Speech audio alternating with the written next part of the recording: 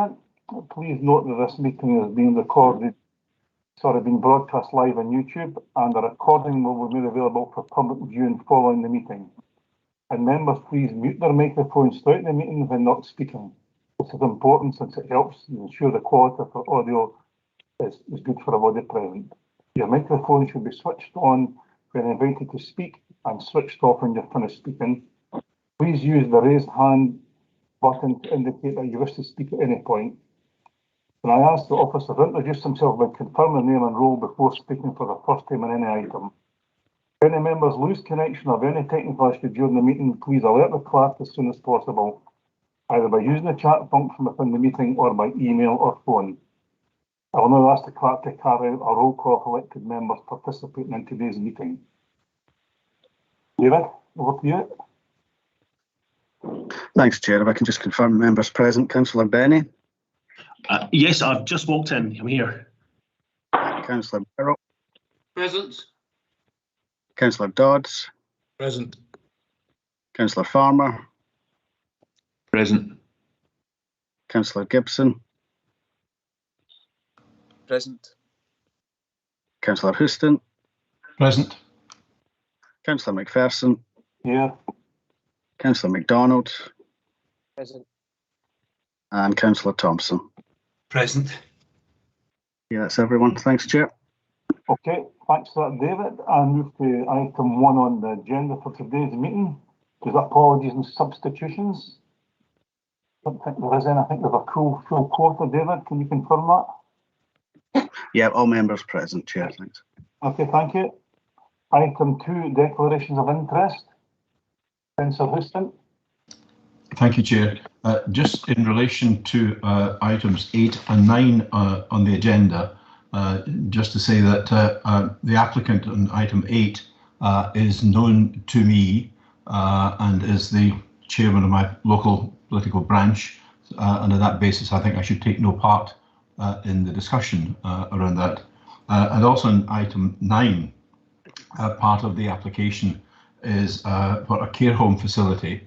And I am a member of the Integrated Joint Board, the IGB, and a healthcare facility would be in direct contrary to the direction of travel of the policy of the IGB, and I would find myself potentially in conflict with that. I have asked for some guidance on it from our legal advisor, and hope to have that before it comes to the meeting. But if the legal advice is that I should not participate, then I would withdraw. Thank you, Chair. Okay, Graham Forrester, do you want to comment on Councillor Houston? Yes, thank you, Chair. Councillor Houston, you've raised 2 potential declarations of interest, and I think you've stated a position on the first in relation to item 8.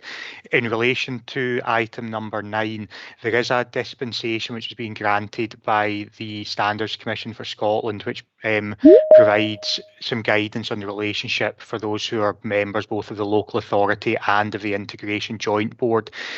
The specific question which you raise isn't something I've dealt with previously. I would be keen to take a look at the dispensation in detail and drop you a note as soon as I can by email just to confirm my advice on the matter. Thank you. Okay, thank you. Councillor Farmer, you got your hand up? Yeah, just to say that I'm in the same position as Councillor Houston with regard to item 9. I'm a member of the Integrated Joint Board of the Health and Social Care Partnership. And Graham, I would appreciate if you copy me into the advice to Councillor Houston, because I'm obviously in the same position. Thank you, Councillor Farr. Yes, I'll copy yourself and Councillor Houston into the advice. Thank you. Okay, thanks for that. Councillor Houston, you've still got your hand up. Is that a legacy hand yet? Okay. Okay, any further declaration of interest? No. Okay. There is no urgent business on item 3, so we're on the minutes now of item 4 from the meeting from the 5th of October. Now, these obviously just for accuracy. Does anyone want to raise any issues with accuracy of these minutes?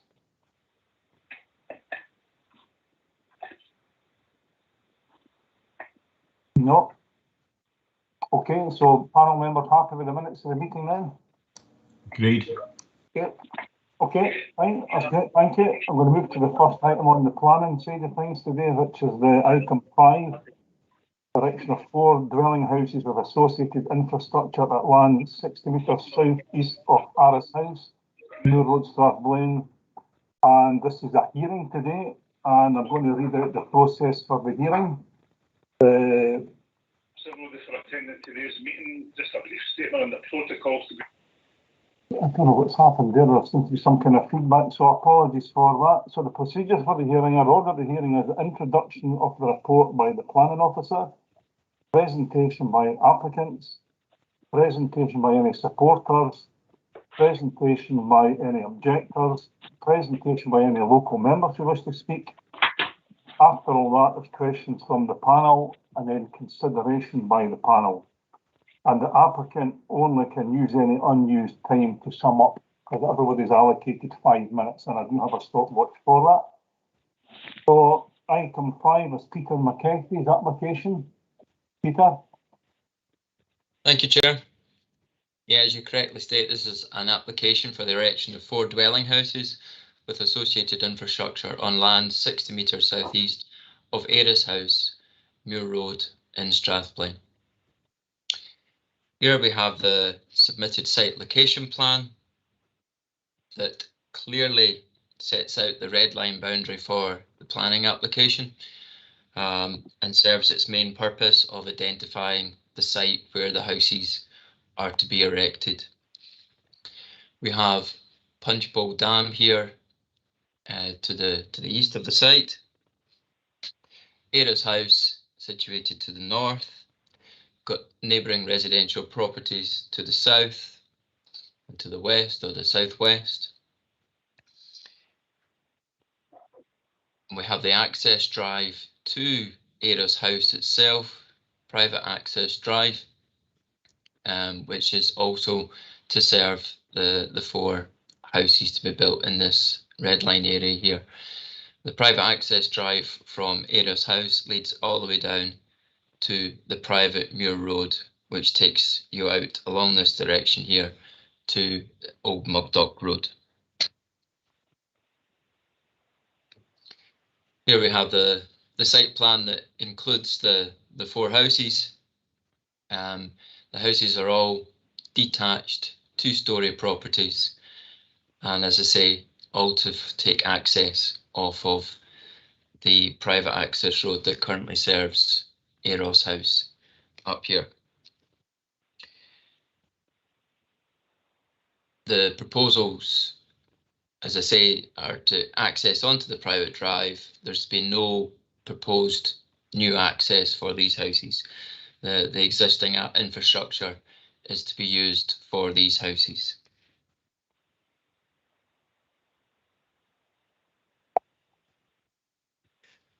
We have a further block plan here where the magenta coloured hatched areas show where there's new culverting to take place as part of the flood prevention measures.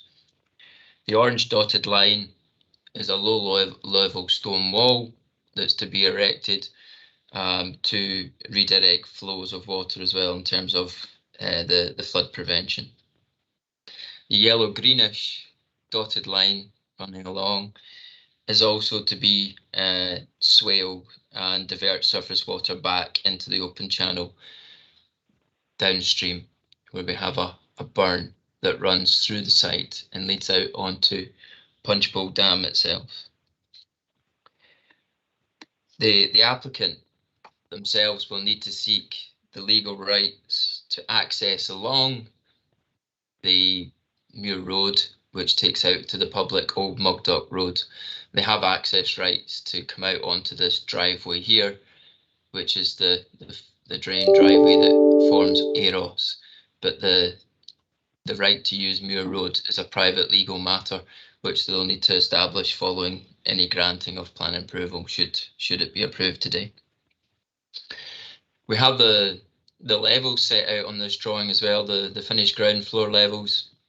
This is also to ameliorate and mitigate flooding because the flood risk assessment has clearly demonstrated that during a high rainfall event, this area here will flood. So, and it also forms part of the conditions that the finished floor levels are such to avoid any flooding. As you can see, there's AA and BB that sets out sections for the site. I've referred to sections within my report having been submitted.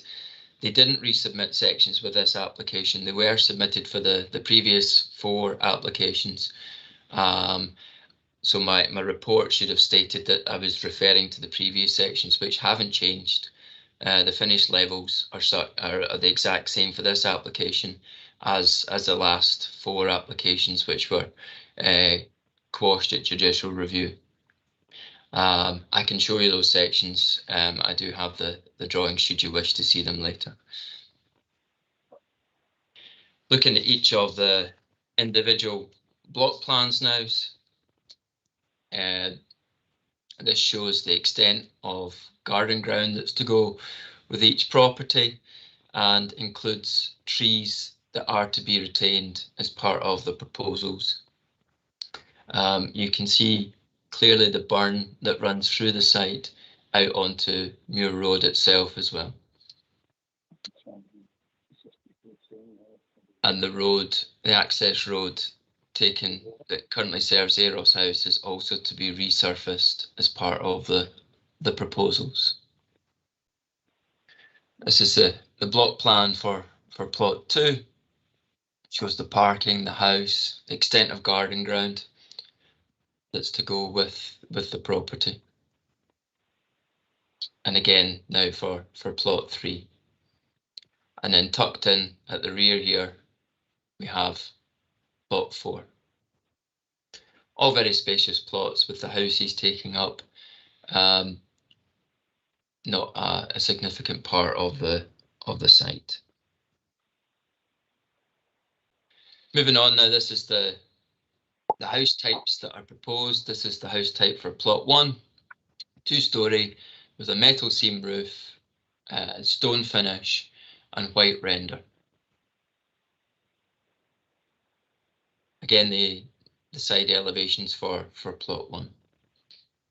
Here we have the floor plans for plot 1. That's the ground floor plan and the first floor plan. Here are the elevations for plot 2 using the same materials. And the floor plans, ground floor plan for plot 2 and plot 3. And the first floor plan for plot 2. Again, the elevations for plot 3 and the floor plans. And the elevations for plot 4.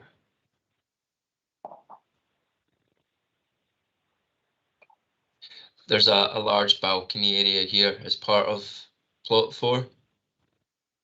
And that's on that side here, which faces towards the other houses that are to be built, not directly in towards any neighbouring properties. This is an example of the materials that are to be used as part of the application. Should it get approval? This is not anywhere on Muir Road. It's just an example of the types of materials: the stone, the render, the timber, and the metal seam roof. Just to give you an idea of what it could look like should it be approved.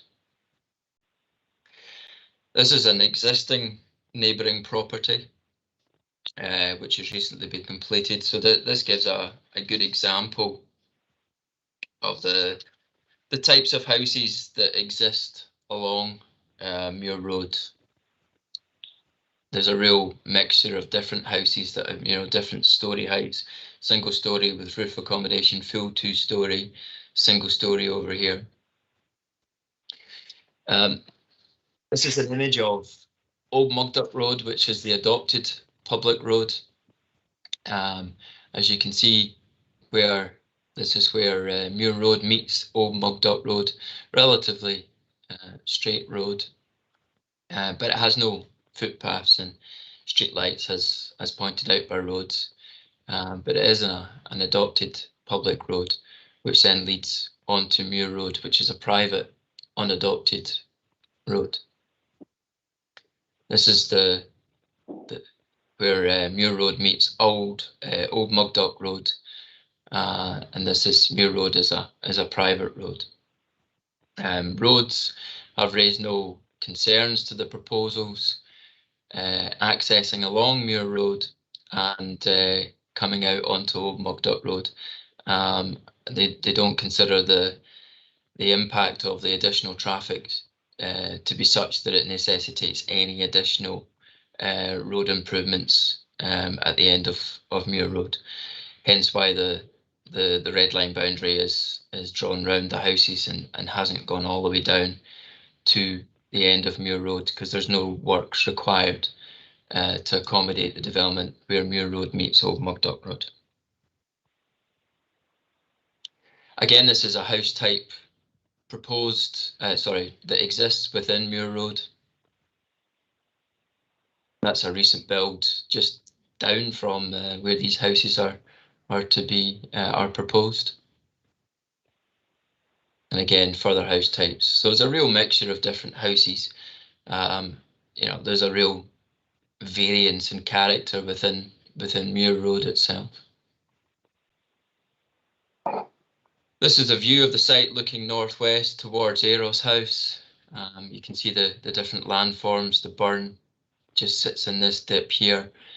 You've got boggy, marshy land and manicured grassland and trees. These trees here are all to be retained as part of the development. And you've got Eros House itself that sits in the background there. This is a view looking southeast across the dam itself, where you can see there's already properties. There's a house here and a house here that border onto the dam. So it's part of the character of the area of houses built close to the dam. And again, the burn that runs through the site and the culverts, which are to be upgraded as part of any proposed works. Again, the culverts here, which are to be upgraded as part of the flood prevention. This is a view looking northwest through the site area, showing manicured lawn and ornamental trees. So to an extent, a large part of the site is currently garden ground. This last slide here shows the tree. It's a drawing taken from the tree survey, where trees will be removed as part of this development, but the trees have no statutory protection and not covered by TPO or in a conservation area. Majority of the trees, as you can see listed here, are seed trees which are to be removed. The site is identified by SNH as semi-natural woodland, and 7 C trees to be removed for development and 2 U trees are of very poor standard. Further information is being sought through the conditions and tree protection measures and replanting to ensure that we save as many trees within the site as possible, and anything that's lost is replanted, and replanted using species that are native to the area to improve biodiversity. And that ends my presentation. Thanks. Okay, thanks for that, Peter. Move to the next section of the hearing, which is a presentation by the applicant. And we have Andrew Benny here, is the agent for Mr. Buchanan. Mr. Benny, as per the rules I'm governed by, I think you were allowed to give me 5 minutes for your presentation. Now, after 4 minutes, I'll ask you to start summing up.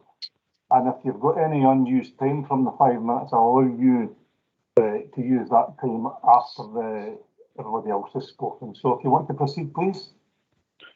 Thank you, Chair. My name is Andrew Benny. I'm a director of Andrew Benny Planning Limited, and I'm pleased to make this presentation on behalf of my client, Mr. Ewan Buchanan, who is the applicant in respect of this application. Section 25 of the Town and Country Planning Scotland Act provides that wherein making any determination under the Planning Act, regardless of regard to the development plan, the determination shall be in accordance with the plan unless material considerations indicate otherwise. Section 37.2 of the Act further provides that in dealing with planning applications for planning permission, the authority shall have regard to the provisions of the development plan so far as material to the application and to any other material considerations. The report which is before members this morning provides a detailed, balanced assessment of this proposed development against the terms of the development plan and other relevant material considerations, and concludes by stating that overall the proposal is considered to accord with the provisions and policies of the local development plan and supplementary guidance set out above for the reasons set. The report further advises that the proposals respect the amenity of the site, the area as a whole, and will not result in an overdevelopment of the site with sufficient space remaining for landscaping. I would wish to offer my full support for the terms of this report and for the recommendation that planning permission be granted in respect of this application. In support of the proposals put forward by my client, I would like to take this opportunity to highlight the following aspects of the report on the application. First, the site lies within the established urban area of the village of Strathblane, and the development as proposed is found to be appropriate to the character of the area, with the density of the development being appropriate within the wider context of the site. As such, in accord with the salient policies of the local development plan, the proposals represent an appropriate land use within the village. It is considered that the density and layout of the proposed development reflects the character of the existing built form on Moor Road, with it being further considered that proposed housing designs will make a real and positive contribution to the established character of the area. Third, the proposed development maintains and respects the established development pattern within this part of the wider village of Strathblane. Fourth, the tree-related information submitted in support of the application demonstrates that in terms of the finalising the details of the proposed development, care has been taken to retain existing trees, with the retention of these trees being sufficient to ensure that the proposed development will have no adverse impact upon local amenity of the surrounding area. Fifth, the Council's Transportation Service has offered no objection to the application and accept that the proposed access arrangements to each of the plots are satisfactory, noting further that the issue of the private nature of Moor Road is not considered to constitute a material planning consideration. Sixth, the ecological impact assessment submitted in the support of the application has addressed in full all the points raised by the Council's biodiversity officer, and consequently ecological considerations do not present an impediment to the proposed development. And finally, the report identifies no relevant material considerations which would outweigh the terms of the development plan support that exists in respect of the proposed development. On behalf of my client, I would like to thank you for the time and allowing me to make this short presentation, and I would be pleased in due course to address any questions which members may have. Thank you. Okay, thanks for that, Mr. Bennett. You're 3 minutes 54 there, so you've 1 minute 6 seconds left if you want to use it after everybody else has spoken. Okay, move to the next section of the hearing is the presentation by the objectors, and I think we have two here, of Alistair McIntyre and John Gray. The gentlemen, are you doing this as one, or are you doing this as both of you speaking? Because if you are, you need to split the time of 5 minutes. Could you clarify that first, please? We're both speaking. Yes, Mr. Chairman, it's John Gray here. Sorry, Alistair.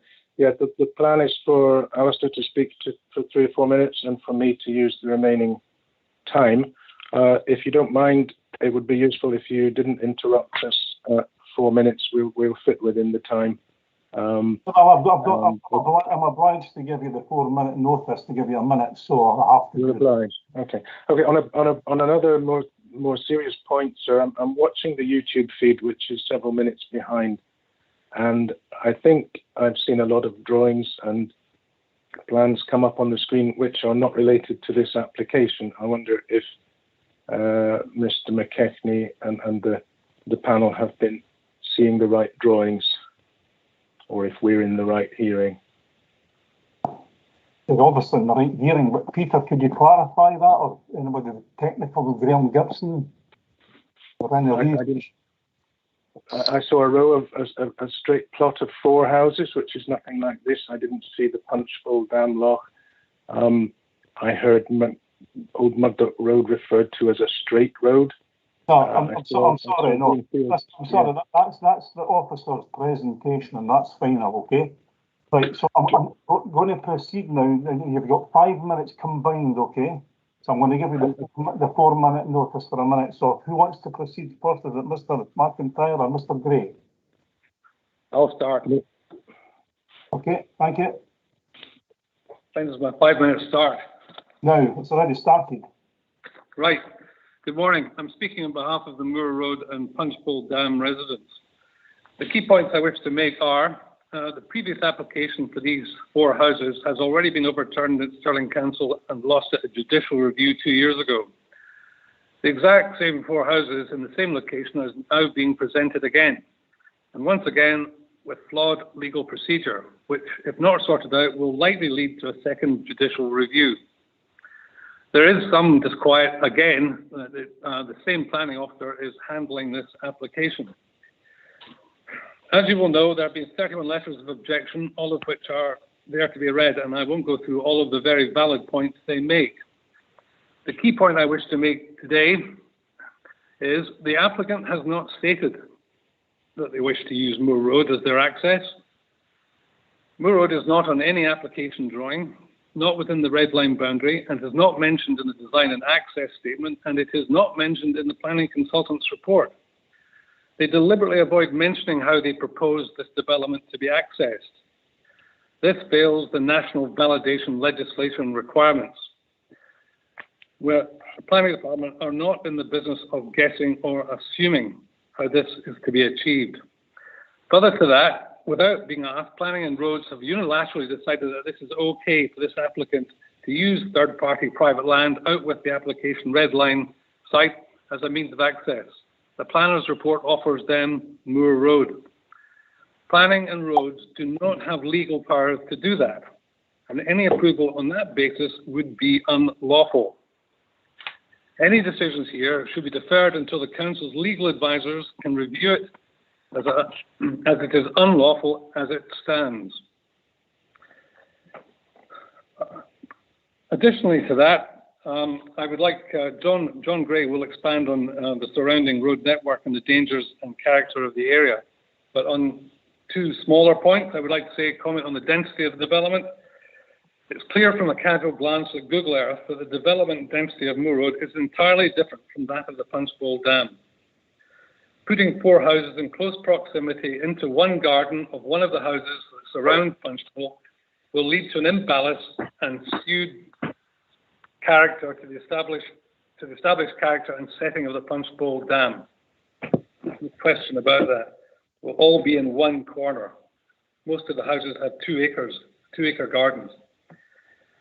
In terms of habitat loss and the ecological study, which was commissioned by the applicant, despite what the ecological report suggests, local residents can prove with video, CCTV and photographs that pine marten, otter, red squirrel and water voles are regularly seen in and around the Punchbowl Dam.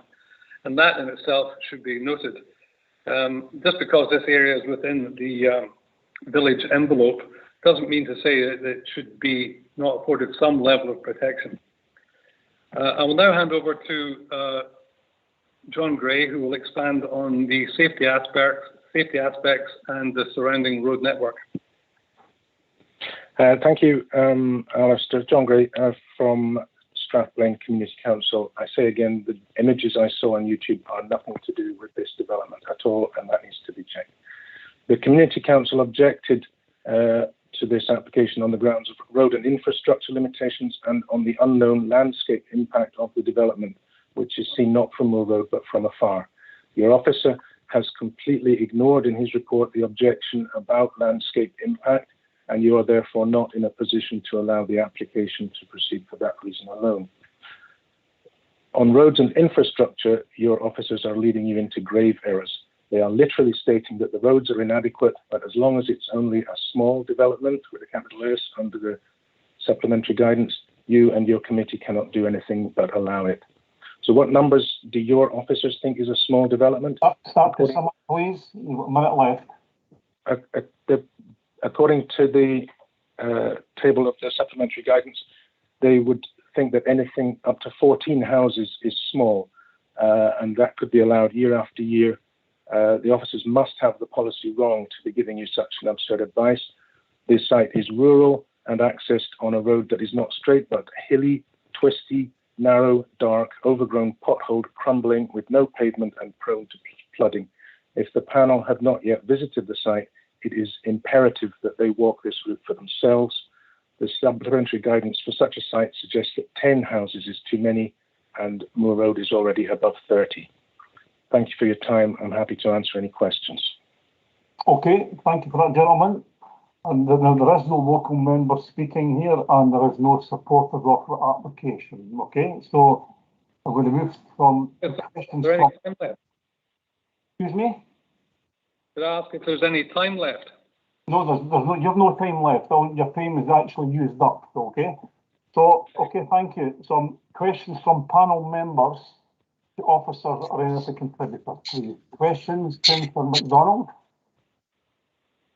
Thank you, Chair. A couple of things. I think we should give the officers a chance to show the drawing of how the houses were in relation to the other houses. So we'll let them do that and talk about the roads. But so I just wanted to pick up, reading the report, I noticed a couple of times it said that SEPA and flooding, bridges and flooding had no objections. I just wanted to know if they actually responded. And I also wondered about the boggy land, just from a clarification point of view. How do you convert the boggy land into buildable land? Is there any concerns there? So to look at those. Peter McKechnie. Yeah, no, both bridges and flooding and SEPA have responded to the applications. I would have said they hadn't responded if they hadn't. So they've responded. They've raised no objections. Subject to the conditions that I've applied. In terms of the boggy land, both bridges and flooding and SEPA haven't raised any concerns about developing on that, subject to the conditions to do with surface water runoff and making sure that surface water is directed away from neighbouring properties. And also there's a biodiversity action plan that's set out as part of the planning conditions, and the boggy land was considered as part of the impacts, and it was considered by a biodiversity officer who's raised no concerns about developing on this land. Okay, Councillor Bell. Yeah, thank you, Chair.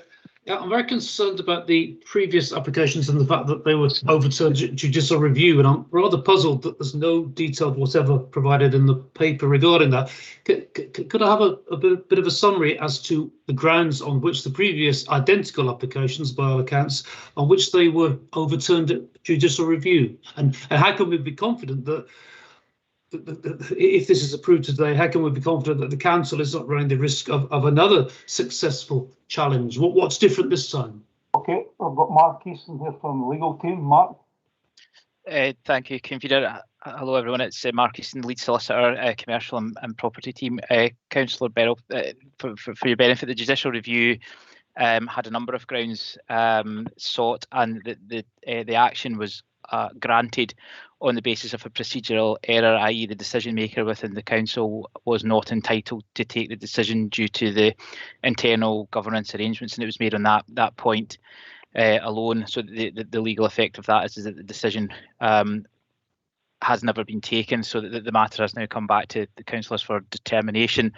In relation to any legal implications around determining this application, if the panel would benefit from legal advice in that regard, I'd recommend probably going into private session for that, and I can expand further on any concerns you may have. Yeah, apologies, Chair, if I'm slow the uptake and I'm in a minority of one. I still don't understand what was wrong with the procedural aspects for the previous application, specifically, and how is it different this time? So in relation to the previous application, I think there was, if my memory serves correctly, there was 4 applications, each for one individual housing plot. Now, those planning applications were determined contrary to the council's own internal scheme of delegation. It was determined by an appointed officer, where in fact the matter should have been referred to committee. The petitioners in that action took issue with the council's own internal governance, and that point was conceded in the judicial review, and the decisions quashed on that basis alone. That was the outcome of the action. So it was procedural error on the part of the council. The planning merits of the case weren't discussed in relation to this application. As far as I'm aware, all the procedures have been followed. Therefore, it's the matter before the panel today is for determination on the planning merits of the application. Okay, yeah, thank you. That's clearer. Okay, Councillor Thompson. Yeah, thanks, Chair. Councillor Bell's asked one of the 3 questions I had, so I've got 2. A good number of years ago, I was on the planning panel, and there was a single house application for this area, and roads were against it because it was more than 5 properties on a private road going onto a public road.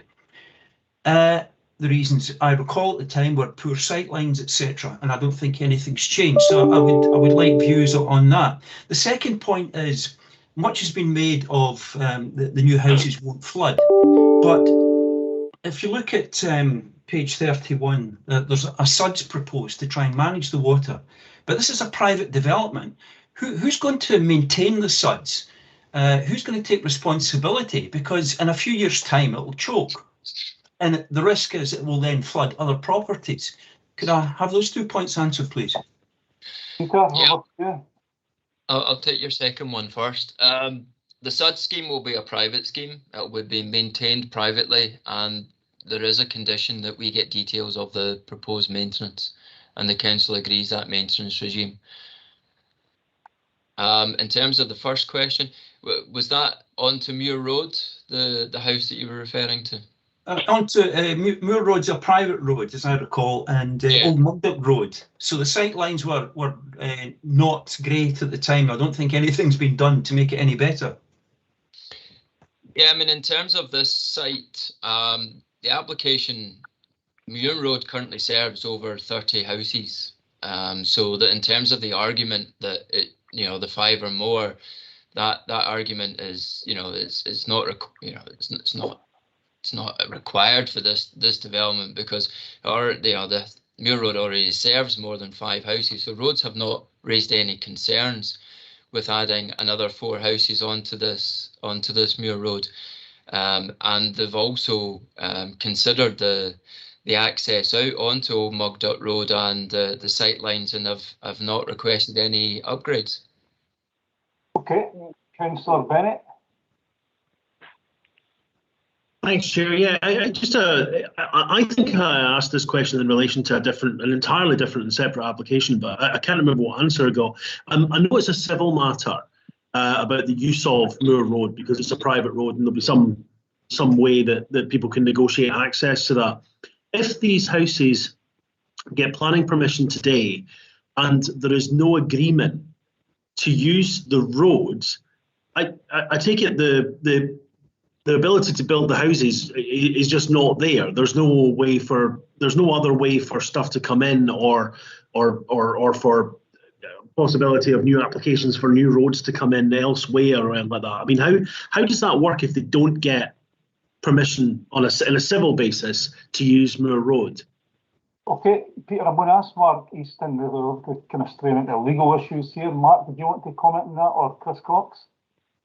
So I can have an attempt at it first. I mean, the question, I suppose, in relation to the private access arrangements, you could ask the applicant. Would be my suggestion around that, because they will be the ones that know.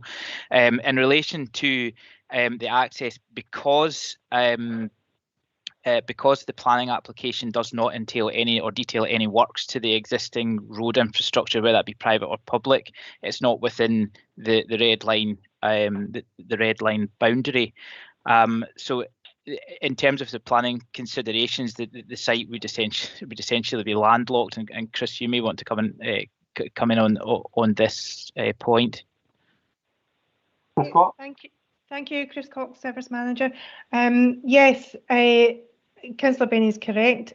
Planning permission is only one of the consents that's required to enable development. There are many other consents, building warrant, for example, but also the applicant being able to have land ownership to be able to do what they intend to do. So planning permission doesn't interfere with any of those other consents, doesn't deal with any of those consents.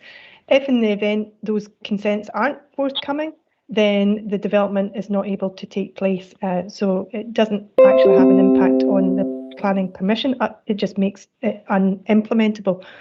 If the applicant was to consider alternative access arrangements, then that would be subject to a new planning application. So that would be something for council to consider at a later date. So Chair, if you'll indulge me, I'll just check my understanding of this. Effectively, the planning permission, so if they were granted planning permission, it would be, they've got planning permission, but there would be a practical difficulty with being able to get to the site and being able to build it and being able to access it. It wouldn't be that the planning application, the planning permission would be rescinded. It would still be sitting there, but they wouldn't be able to access it if they didn't get that civil agreement between the parties there. Yes, that's fine, thank you. Yep.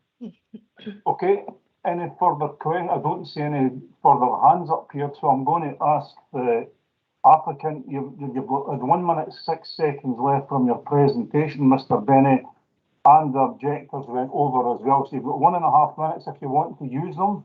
You want to use them, Mr. Bennett? I've got just a couple of comments, Chair, and I'll restrict them simply to the issue of access to the site. Access to development sites and issues over legal rights to use those access is a relatively commonplace discussion in many of the developments in which I've been involved with over the years. In respect of this particular application, my client is satisfied that they have sufficient legal rights to access the site using Moor Road. But clearly there is an issue of disagreement between the parties, but that, in my experience, will be resolved in due course. And as Christine Cox said, that's in itself not a valid material planning consideration. Rather, it's a legal issue that requires to be resolved between the parties. But my client is satisfied that they have sufficient rights to use that access. Thank you. Okay, thanks for that, Mr. Bennett. And we're now at the consideration by the panel. The recommendations on page 13. Section 1 to approve the application. Does anyone want to move the recommendation as outlined on page 13? Councillor Bennett? Yeah, I'll move the recommendation, Chair. Okay, anyone want to second it? Happy to second it, Chair. Okay, that's seconded by Councillor Houston. Is there anyone otherwise minded? Councillor Beryl? Could I move for refusal, Chair? On which ground and what grounds? I'm concerned about some of the issues raised by the Community Council about landscaping and the density of the proposed project, and the fact that this is 4 houses being shoehorned into a single garden when many or most of the adjoining properties have 2-acre gardens, so it's completely out of character with the area. I think there are unresolved issues about road safety, which I think need to be explored further. There seems to be disputes as to the road safety at the junction between Old Mugdett Road and Moor Road. There seems to be inconsistency, and Councillor Thompson touched on this, inconsistency from the advice from the Roads Department about whether this would represent a significant increase in traffic and thereby impact on safety. Is it enough to be going on with? Chris, can I do, before I ask you for a seconder for Councillor Berley, are these sufficient reasons just now before? Because if there is a seconder, we'll want obviously a private session to firm these up. Are these adequate at this stage? Okay, so take them in turn. So the first matter to do with density, Councillor Biddles mentioned about the character of the local area, but he also needs to go further and say why this density in itself is too much, basically, for the plot. Excuse me. In terms of road safety, you need to be specific about what it is that you're concerned about in terms of road safety. And I think it's probably related to the third point around about inconsistency of road officers. That isn't a material planning consideration. All planning applications require to be considered on their own merits. The implication of that being that you can't refer to a previous planning decision and bring it into your decision making on this planning application. So there's two reasons that basically need further expansion upon. Okay, thanks for that, Chris. Does anyone want to second Councillor Bennett? Sorry, Beryl, apologies, Councillor MacDonald. I don't want to second. I did want to ask about the relative size of the gardens, because that's just come up. Sorry, Councillor MacDonald, we're taking it. We're at decision stage now. That question should have been asked during the apologies. So we're looking for a seconder here. Then what to second Councillor Beryl? No, there's no seconder. So I'm going to get the clerk to clarify this. David, do you want to clarify if there's no seconder? Thanks, Chair. If there's no other proposals moved and seconded, the panel can unanimously agree that... Yeah, sorry, could I also add dissent to the recorded, Chair? Okay. Yes, and you can have dissent noted, yeah. Okay, so that's the decision of the panel, so the application's approved. Okay. I'm going to have a 2 or 3 minute recess to allow the contributors for this hearing to leave. Okay, thank you, and thanks everyone for coming along today for their contributions. Thank you very much, John. Great.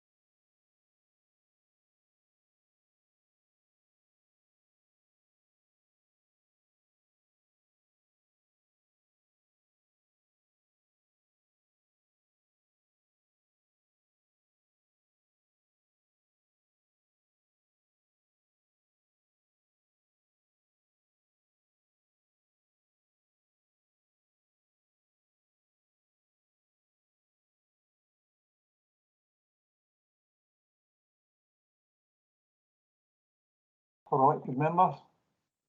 Thanks, Chair. Just to confirm the members present again, Councillor Bennett. I'm here. Councillor Barrow.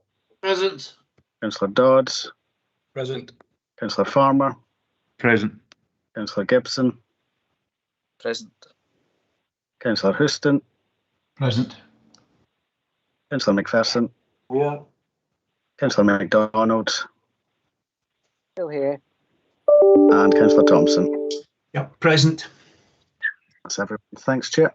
Okay, thanks for that, David. We're reconvening at item 6 on the agenda, which is the full planning permission for the erection of 3 dwelling houses at Red Cottage, Delaney Smith Road, Killearn, and this one's a hearing. And again, I'll outline the procedure for and the ring order for hearing, which is an introduction of the report by the planning officer, presentation by the applicants, which is 5 minutes in total, presentation by any supporters of 5 minutes, presentation by the objectors for 5 minutes.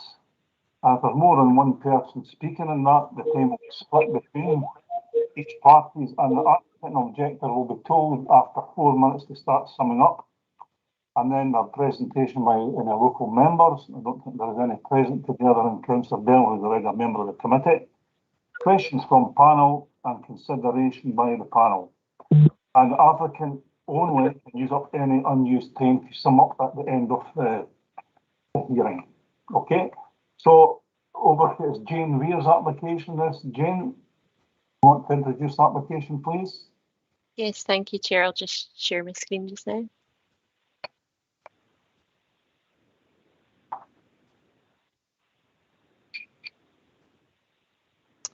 Hopefully you can all see the screen just now in front of you.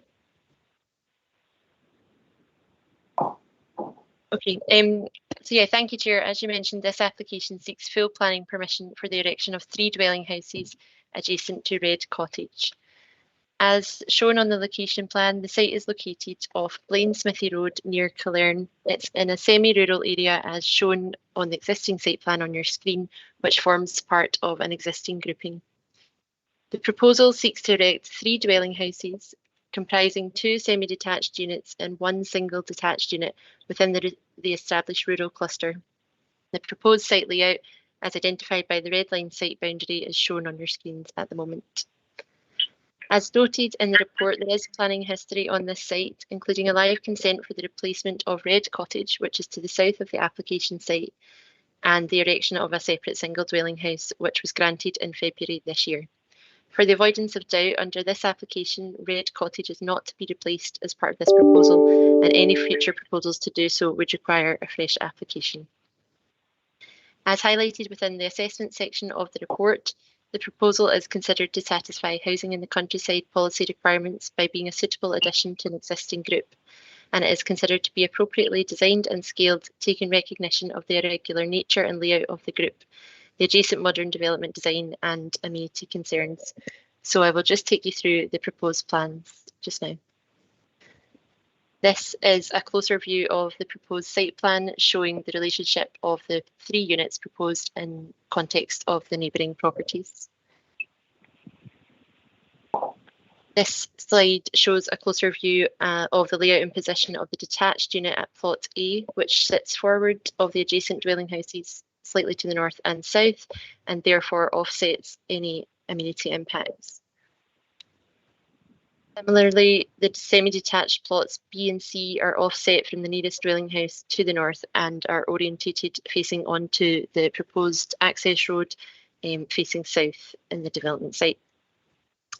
All properties to the north, which are known as Croy Cunningham Gate development, are separated by an existing high timber fence, which you'll see in the photos to follow. The slide on your screen just now shows the proposed access and visibility and notes the drainage proposals, which are to discharge to an existing neighbouring treatment plant to serve the 2 semi-detached properties, and the single detached unit is to be serviced by the installation of a separate treatment plant, and surface water is to be disposed via the treatment plants. I'll just run through the proposed floor plans and elevations. So this shows the floor plan for plot A, the detached single unit, and the elevations for plot A. Again, the floor plans for the semi-detached units, which are 3-bedroom properties, plots B and C, and the elevations for this. As seen in the drawings, the properties are to be 1 3/4 stories in scale, and sandstone has been introduced on the principal elevations to break up the massing and be in keeping with the neighbouring properties. Consultees to the application raised no objection, subject to conditions outlined in the report, and neighbouring concerns raised have been covered in section 2.3 of the report and addressed within the assessment section. As shown on your screen is a shadow study which was submitted in support of the application, which demonstrates that only a small proportion of garden ground will be affected by the development at certain times of the year only, and therefore, on balance, is considered acceptable. The density and distance concerns were raised and acknowledged. However, it's worth noting that there is no official matrix or set standards within Stirling Council's planning policy or supplementary guidance, and therefore it's considered in terms of layout, setting and design, and on balance is considered acceptable for the reasons outlined in the report, in that the proposal reflects the irregular layout of the existing grouping, is in keeping with the modern style development adjacent, and is considered to deliver a suitable cul-de-sac arrangement which infills the gap between the existing properties. Therefore, overall, the proposed development is considered compliant with the relevant LDP policies as noted in the report, subject to the conditions. So I'll just take you through a series of slides which show photographs of the site and its location in its current form. This is a view looking into the proposed site, which shows the timber fence that I mentioned earlier and the relationship to the neighbouring properties. And a further view of the neighbouring development separated by the timber fence and with its own associated gated access. And again, another partial view of the neighbouring development showing the boundary treatments in place. And a further view within the vacant site, which shows the land to be relatively flat. And again, a further view showing the screening of the neighbouring properties in the other direction. And this is a view looking back towards Red Cottage to the south of the site and the adjacent properties on the opposite side of the Plain Smithy Road. And again, a closer view of the neighbouring properties in that direction. And similarly, this is a closer view of the neighbouring dwelling house, which is closest to plots B and C as proposed. And again, a view taken from the access road. And a partial view looking west into the site and the relationship to the neighbouring development. And finally, an image of Red Cottage, which is proposed adjacent to the site. Thank you, Chair. That concludes my presentation. I'm happy to take any questions later. Okay, thanks for that, Jane. I'll move to the next section of the hearing, which is presentation by the applicant. And we actually have two people here today. It's Colin McGowan and Alistair Gilmer. Mr. McGowan, you're the agent. Mr. Gilmer is the applicant. If you're doing a joint application, gentlemen, for a joint presentation, I should say, it's limited to 5 minutes, and after 4 minutes, I'll ask you to sum up if you want to proceed, please. Okay, thank you. Just very, very briefly, our primary reason here today is really to make sure we can answer any queries from yourselves, should there be any further questions. And we just want to sort of simply say that we've gone through a robust planning process. We've worked well with the planner through a pre-app discussion and the full application. And we feel that we have reacted upon any of the objections that have come through. That is very, very short, but basically that's all we'd really like to say at this stage. As I said, we're here to respond to any queries down the line. Thank you. Okay, and now obviously under the rules, I'm governed by, I can give you 4 minutes later on if you want to do any summing up after everybody else has spoken. Thank you for that. So now the presentation by the objectors, and we've got Jamie Lowe and John Hughes here. Gentlemen, I'll repeat what I just said there. If you're doing a joint presentation, it's limited to 5 minutes, and I'll ask you to sum up after 4. If you want to proceed, please, and give us your name first. Thank you. Hi, thank you. Yeah, it's Jamie Lowe here. I'll be commencing, and then John can finish off. So we propose to raise a number of 3 following main points that we believe are not fully responded to in the application. One relates to housing density and land use. So the proposed application suggests the scheme has derived a kind of design-led approach to land use density in relation to the existing site context. Our objection is raised that the density significantly exceeds that of the surrounding area. And our justification for that is as follows, that the existing traditional housing local to the site has an average density of 6.1 houses per hectare. And these houses comprise of 6 properties to the east and west of Blainsmithy Road.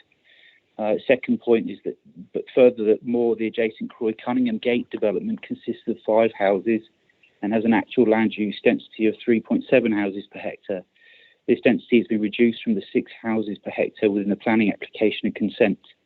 Even if consideration of the most conservative land use densities, the proposed application of 15 houses per hectare exceeds the surrounding context by more than 2.5 times. And our question is how that can be a design-led approach, which we believe impositions the site capacity.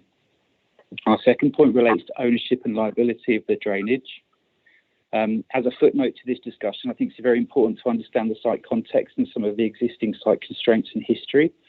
So to reiterate that, the central biodisc waste treatment facility referred to in the application is located within the neighbouring Croy Cunningham development.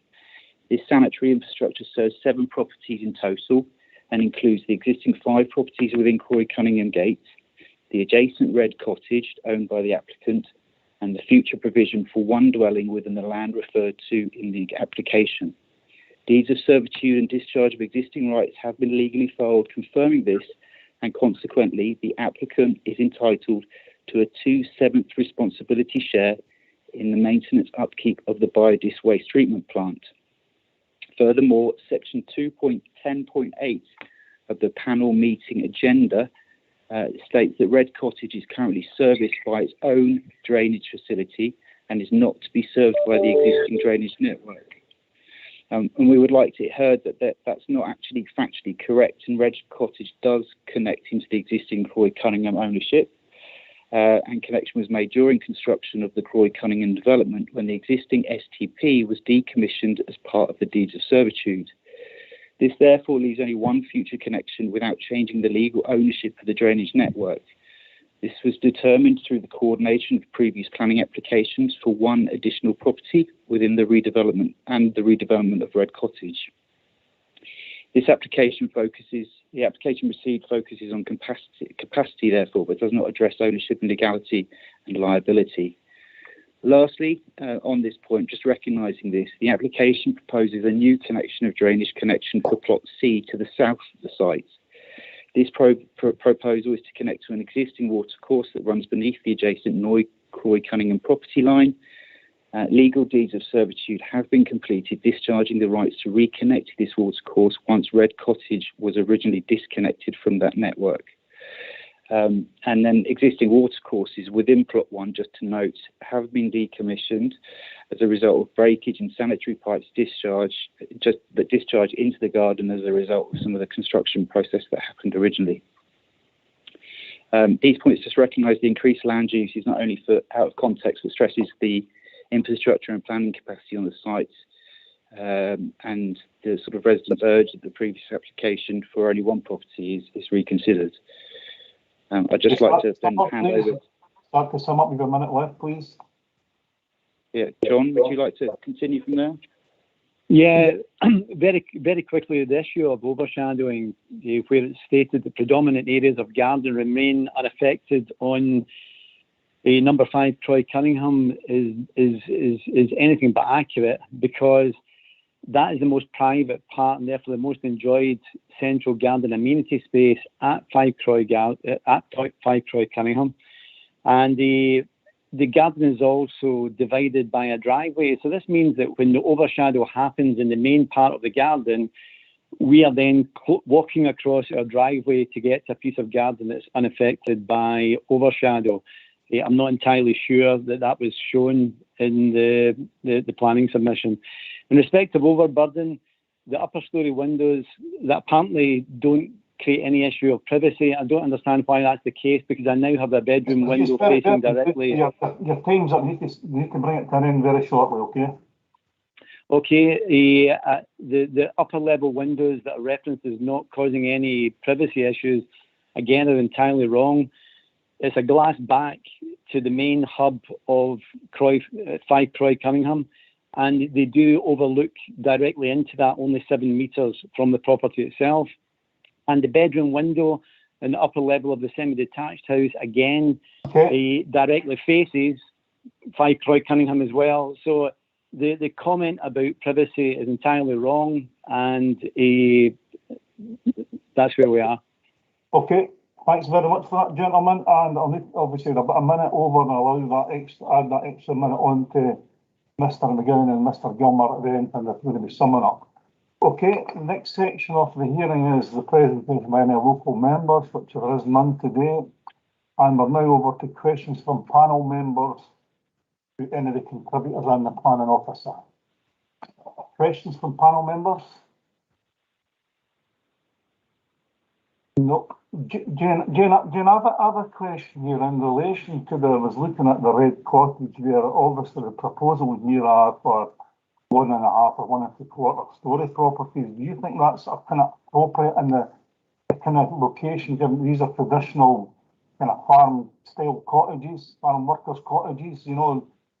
And I know there's already a 2-story there, so we're kind of scaling it down from 2-story to 1 3/4 down to the single-story properties. Do you think that's appropriate fit?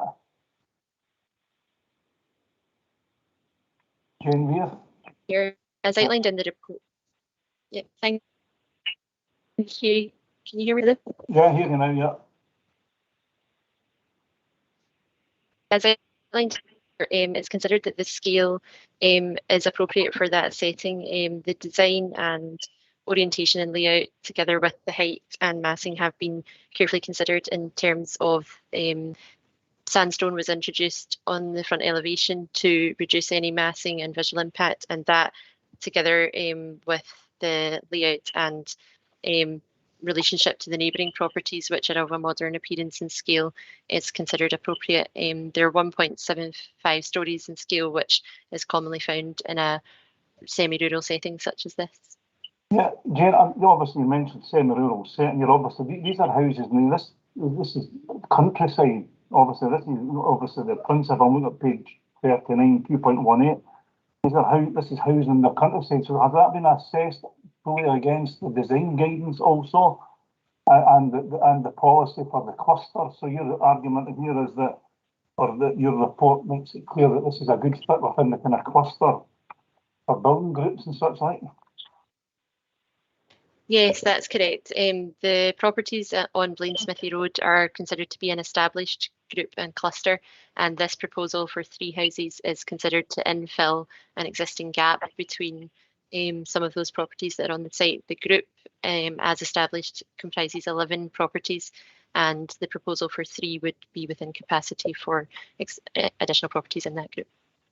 Under the terms of the policy. And the design of the proposed finishes are kind of compatible with the design guidance?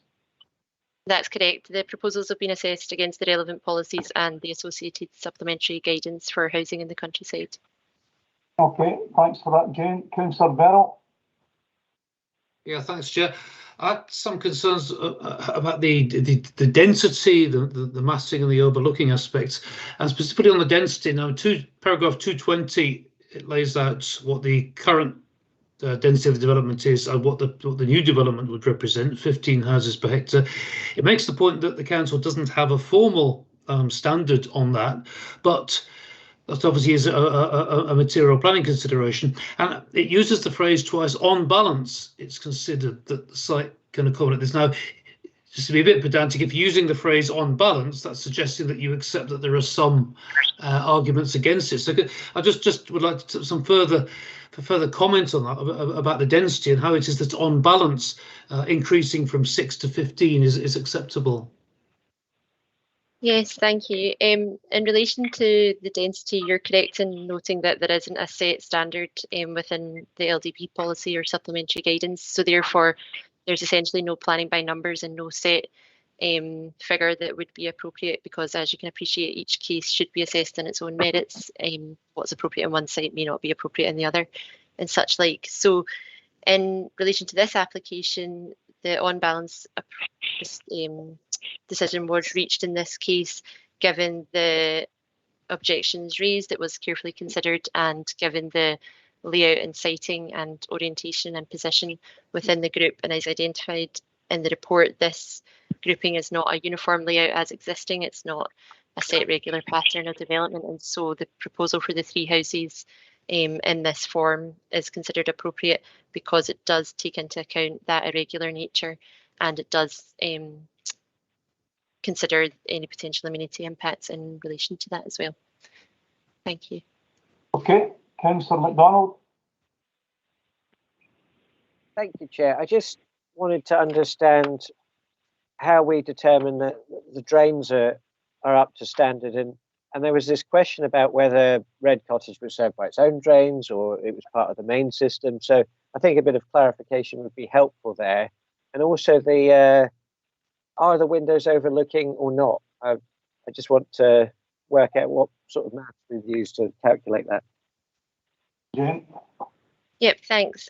Firstly, in terms of drainage clarification, the applicant or agent may be able to clarify the nature of Red Cottage and how it is serviced currently. However, in terms of the planning application, we are satisfied that sufficient information which is required at this stage has been submitted to demonstrate that the site can be serviced in terms of fill water drainage.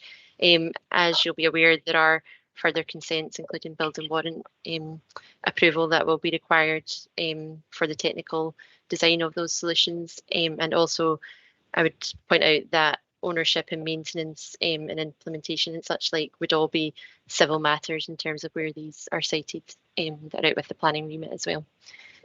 So in terms of your second question in relation to overlooking, this was considered as well. It was appreciated that it was addressed in letters of objection received, and given the position and layout of the proposed houses that are considered to be offset, so there's no direct window-to-window overlooking, and coupled with the high timber fence, there's no ground floor overlooking in that respect because the fence provides screening as well.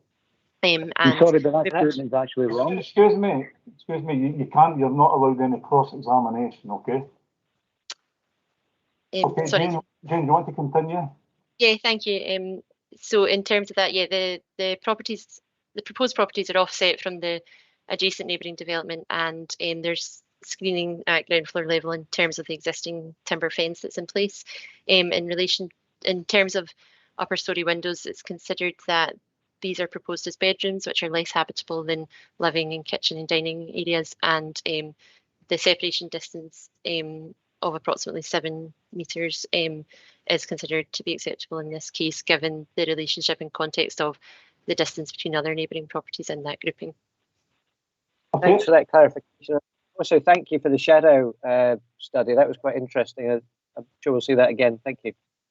Okay, I don't see any further hands up, so I'm going to ask the applicant, Mr. McGowan, and so Mr. Gilmer, sorry, and his agent, Mr. McGowan. You've got 5 minutes if you want it. You had 4 minutes unused, and obviously the objectors went over time. So, do you want to say anything further, gentlemen?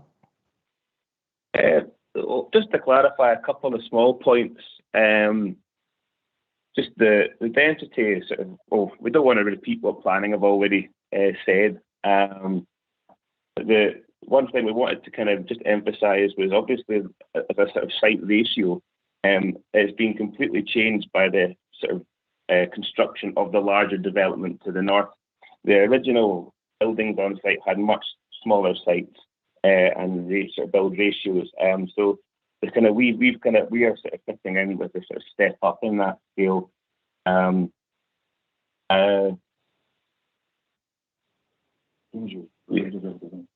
Drainage was also provided by the developer. I've got Alistair here to clarify a couple of points on that as well, with just what will happen down the line. Sure. The drainage that, or part drainage that's going to be utilised on site has been done as a part of a legality between myself and the developer of Croy Cunningham Gate.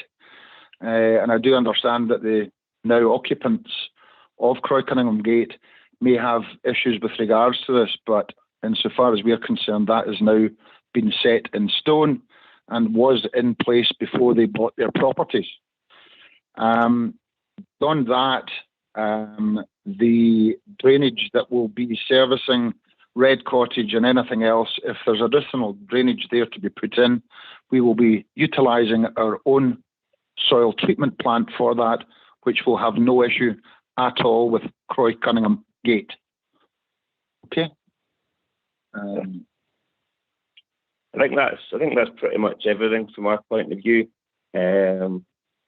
Just to re-emphasise that one point from planning was just that our site overlooking number 5, it's offset and primarily is looking at the garage. That's all. Okay, thanks, gentlemen. We'll now move to the final part of the hearing, which is a consideration by the panel. The page 35, one that has the recommendation to approve application subject to conditions set in Appendix 1 to this report. Anyone want to move the recommendation, page 35? Councillor MacDonald? Okay, seconded by... I'll happy to second that. Councillor Farmer, it's fine. Is there anyone otherwise minded? Councillor Berrell? Yeah, can I move for refusal, Chair? On which grounds?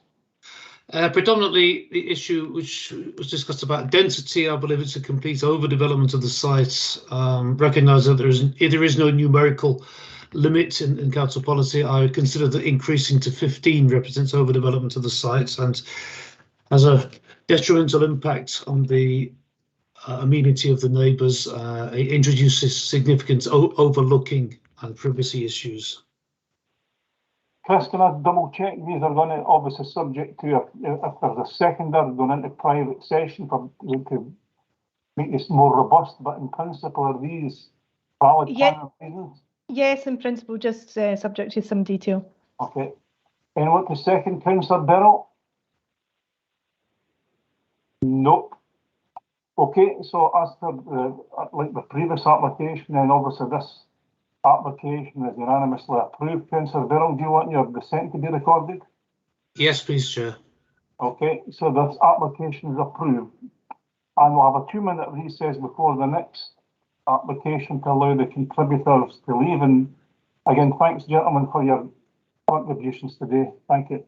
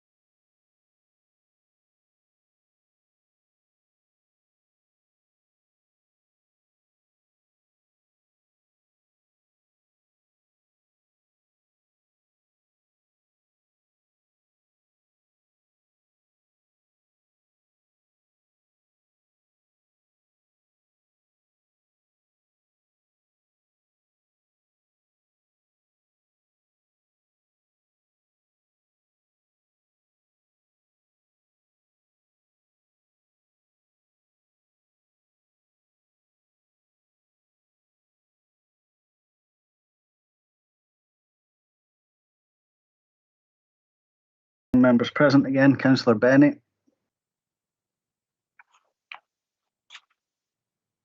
No, I'm Councillor here. Berrell. Sorry, just clicked on the wrong thing. That's great. Councillor Berrell. Present. Councillor Dodds. Present. Councillor Farmer. Present. Councillor Gibson.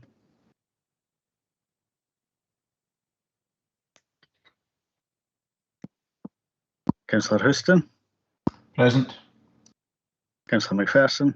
Yeah. Councillor MacDonald. Here. Councillor Thompson. Present. And can I just check, Councillor Gibson, you joined us now? Thanks. Apologies there. Present. Thank you. Yeah, that's everyone. Thanks, Chair. Okay, thanks for that, David. And we're reconvening item 7, which is the Main reconfiguration of the drive-through at McDonald's restaurant in Stirling. I'm not going to read it all through, to be honest with you, but Ian Jeffrey, this is your report. Yes, Councillor. Just share my screen with you.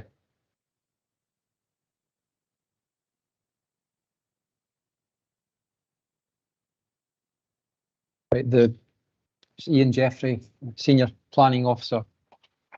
And applications for minor reconfiguration of drive-through lane and car park. Ian, I can't see your presentation here. I don't know about the rest of the panel. No. No. Right, excuse me.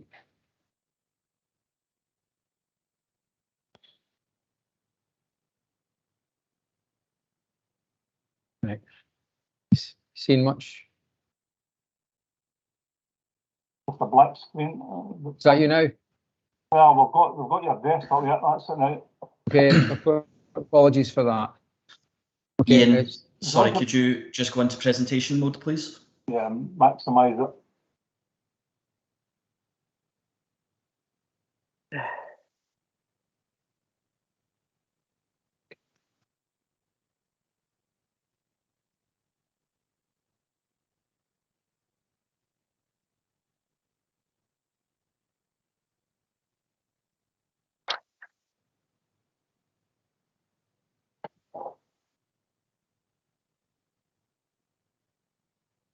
We've lost it now completely in.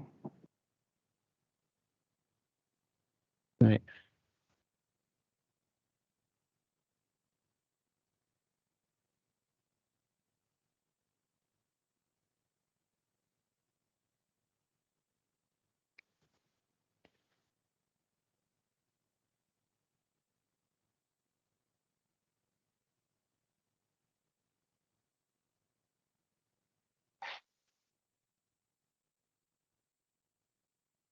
Right, you seen it now, no? No. No, I've got it now. If you could maximise it, that. Ian, if you go to the top left of your screen and it's the fourth in, the little thing with the arrow, yes, that one. All right, okay. Thank you. Okay, apologies. Here we go. That's it now. Yep, thank you. Right. Right, okay. Apologies. Minor application for minor reconfiguration of a drive-through lane and car park to accommodate side-by-side ordering with introduction of new island for signage, amended kerb lines and associated works to site including bollards, button railings, extended footpath and block paving, 2 existing customer displays to be relocated, installation of a new goalpost height restrictor at McDonald's restaurant, Drip Road, Stirling. The site is located adjacent to the Drip Road and Backer Hill Road and is accessed via an entry access road to Sainsbury's and adjacent petrol filling station. The restaurant is a single-storey building within a car park. There's a pedestrian access from Drip Road. That shows you the location of the site. There in the red line, petrol filling station to the left, to the right, Backer Hill Bar, north to the top, public Drip Road from which there's an existing pedestrian access, and the Backer Hill public road along exactly the south of the frontage. There's a signalised junction on the public road. Once you come off the public road, you're into what is a private road sharing this sort of small retail park. That's the existing layout there, whereby cars turn right off the entry road, the private entry road into Sainsbury's, and the drive-through facility is in through the car park and round this way as follow the arrow, please. You've got 2 sort of ordering points, one there, and then the cars, drive out after that. And this is the proposal for the revision to it, whereby the reconfiguration is really up at the sort of top end of it, mainly there, whereby we're changing it from 1 it's like a single lane of traffic as existing. You drive around and you get 2 order windows. They're changing that, so they're creating an additional second lane. And on the islands, these sort of green islands beside each lane, there'll be a kind of an ordering point for your customers. You'll drive through and wind the window down in your car, and it's just like going into a multi-storey car park where you drive in off the public road and you go into like separate wee lanes, press your button to get your ticket for your car park, and you drive on. It's a bit like that. You'll go into your different lanes and go into a sort of speaker system, press a button, the speaker system, order your burger and chips, whatever it is, and then you're kind of good to go. Then you drive on, and that's how the whole thing's going to work. So that's it's all a minor reconfiguration of the car park, all related to this different processing of customers relative to the drive-through, and that's about what it's really about. There's also a new height restrictor, it's got a goalpost style height restrictor proposed, and customer order displays like that, new bollards like that, and new what called button railings. You can see them there. We've got existing situation taken from across the road from McDonald's. That's the entrance in the priority junction where you're in yellow hatch lines. It's existing situation there, and you've got the existing drive-through situation. These sort of line of cars to the left. You've got the drip road with the pedestrian access just kind of coming up like that. There's to the left, and goalpost restrictor there. Wee line of cars there, and that's the other side where you've got that glass bit there, and just beyond glass bit there, that's your ordering points. Just now, existing ordering points where the cars come around and collect their burger and stuff like that. And that's the entrance beyond is a signalised junction for the Trip Road. You can see it's at red now, and cars are waiting, and that's a priority junction. This is a private road leading in to the sort of wee retail park, and then cars turn into McDonald's just to the left. They turn right, but it's to the left of the screen. And that is it. The report shows that there's one comment made from the Stirling Access Panel, account taken of that with conditions from roads officers and the recommendations for approval subject to conditions. That is the end of the presentation. Okay, thanks for that, Ian. Thanks for the journey back there about winding windows down. I don't know last time I did that, but there you go. So I'll open up now for questions. Any questions? Councillor Thompson? Yeah, thanks, Chair. I'm not against what they're doing, but I think they've missed a trick here. That the main junction in, and if you put the plan back up, what you could you go to the one where it shows the queuing, Ian, please? Yeah, no worries. You'll get that first. The plan rather than the photo, because in reality the queue is right back to the junction, and if you get a car coming and wanting to turn right, they can't get in because of the queue. And what that does is it backs up traffic on the back of Hill Road, and you maybe have to go through 3 phases of the lights before you can get into Sainsbury's or the petrol station. So I felt, and it was part of my submission asking for this to be brought forward, is that they revert back to what they did during COVID, is that nobody was allowed to turn right. They went down to the roundabout, they came back and they turned left, which gave an extra queue of about 8 cars. And it worked perfectly well once people realised what was happening. So I've no objection to this proposal. I did ask, could we look at the junction turning right? It's a private road, I get that, but I feel that we still need to be doing something about improving that junction. Ian, do you want to comment? And obviously, we can only do what this application, it's asking. So, do you want to comment on that, Ian?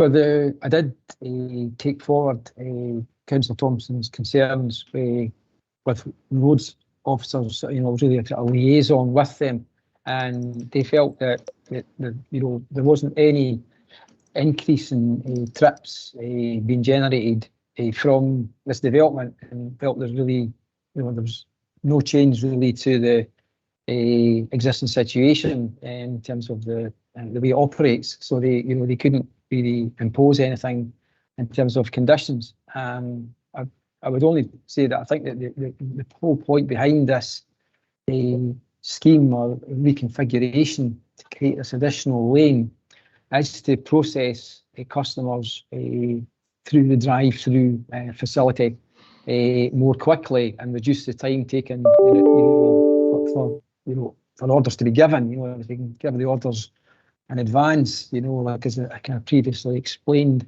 if you can give the sort of put the orders through by the time they're driving through to the windows, and you can, there's a shorter time, you can get the food ready in the meantime, sort of thing. So I think that's kind of what's going on behind it, is a faster processing of customers, and then the knock-on effect would be having a lesser impact on queuing, as Councillor Thompson has mentioned. There is potentially a problem with the fact that the red line boundary is the application site, and the road along the frontage, the sort of entry road into that kind of retail park area is a private road as such. So there's a question mark over the applicant's ability to, the council's ability to even impose planning conditions that would require to be no right-hand turning. Do you know what I mean? To impose such a manoeuvring restriction, and to say that customers, for example, should only when they're visiting McDonald's, they actually drive right in and go round the wee roundabout next to the petrol filling station, double back, and then turn in left.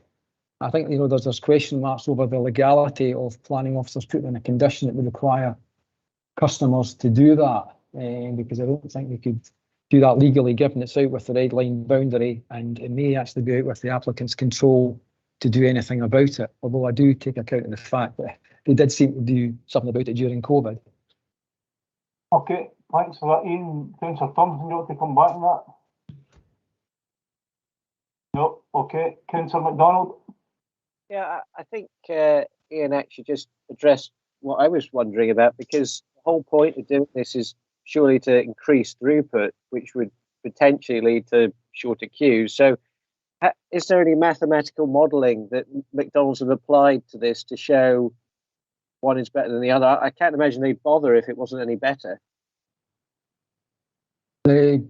No mathematical, scientific modelling. No, I think it's the double lane perhaps just explains itself, that it that it works. I mean, if it works in multi-storey car parks and stuff, then you assume that it would have at least some improvement. Whether it will address all of the concerns that Councillor Thompson has raised, whether it, this thing about sometimes the backing up problems towards the junction on the public road, whether that's going to really resolve that remains to be seen.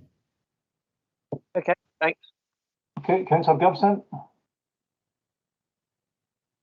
Thanks very much, Chair. Yeah, I think we've talked a lot there in the questions about entry to the site and that initial operation. I suppose actually my question, I don't oppose kind of what's there, but I would still have a question mark over the impact at the other end, which is going to be exiting the site, because quite clearly they're looking to significantly increase the throughput at the start. Therefore, there's going to be lots of cars at the end of this trying to get out left, right, and there's a short number of spaces there. So doubling everybody through is going to double the problem at those lights when it comes out. So, I've no doubt they'll be able to get double the traffic through or whatever, and that'll be hugely efficient. But it's the impact of that at the other end, and I think that's where we might then have problems. Councillor Thompson made the point about the right-hand turn, and I think that's a good point worth exploring. Obviously, it's a private road, but really, I'm actually not sure it's currently sustainable for much longer. The traffic light arrangements at this junction, really it probably ought to be a roundabout, but I'd like to see the modelling for that. So I wonder if we could get some feedback onto, what should we really be doing with this junction there, given the multiple demands that are on it. And we've got that balance between Hill Road and Drip Road, and about 3/4 of the traffic's on Backer Hill Road, but still 1/4 of the traffic's on Drip Road. And to be honest, most of that traffic really shouldn't be there. It should be on Backer Hill Road, but this puts a lot of folk off from using it. So really, we've got a residential community in Ratbach that could be benefiting from people not using it as a rat run if we were able to free up the junction round there. So to get some feedback on that impact on road safety, please, at the other end, the exiting end, please. Well, the roads department. Yeah. Well, Mike, you've got your hand up. Mike, do you want to come in there? Yes, thank you, Chair. Michael Mulgrew, Development Management Team Leader. It's just to pick up on Councillor Gibson's points there about exiting. Based on the site plan, there shouldn't actually be any change to the amount of traffic that is using McDonald's. All they're trying to do is essentially double up the order taking process, but not the entirety of the throughput process. So everybody will still be funneled through the one lane for payment and the one lane for pickup. So all that it will do is basically stack customers waiting to order, but there won't really be any effect on customers once they've actually ordered and exit the site. In terms of the impact that has on roads, again, this isn't an expansion of McDonald's itself, it's simply a reconfiguration of the car park. So in the event that there was an expansion of McDonald's and there was something significantly changed here, we would then be able to look at impact on the road network because of increase of trips. But this proposal to double up the order arrangements will not actually impact the level of trips associated with McDonald's itself. Excuse me. Also, on that matter relating to the public road, because there is no increase in that, then it's not open to us to then ask for changes to the access arrangements when, by the nature of the application, the access arrangements do not need to be changed. And I would also reiterate what Ian has said, that this is a private road once you get into the site, and there's the only bit that we could have a control over is the access onto the public road.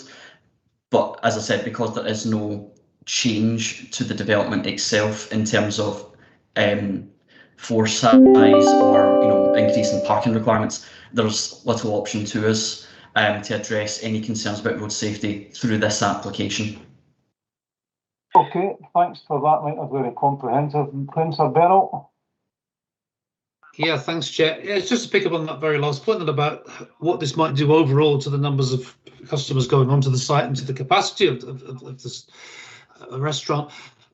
It seems to be arguable, more than arguable, that if you can process your customers through the ordering point twice as quickly and get them through the system twice as quickly, you're thereby increasing your notional capacity.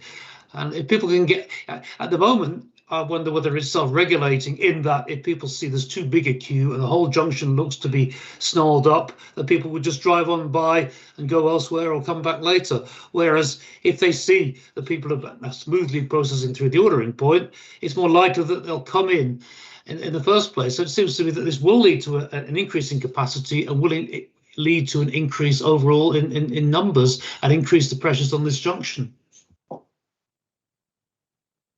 Ian, do you want to comment? Or yeah, okay. Yeah, well, just the really falling back on roads officers' advice that there's no increase in trips associated with this proposal, so they're not considering that there will be an increase in car trips to and fro from this, okay, as you think it might be, Councillor Bell.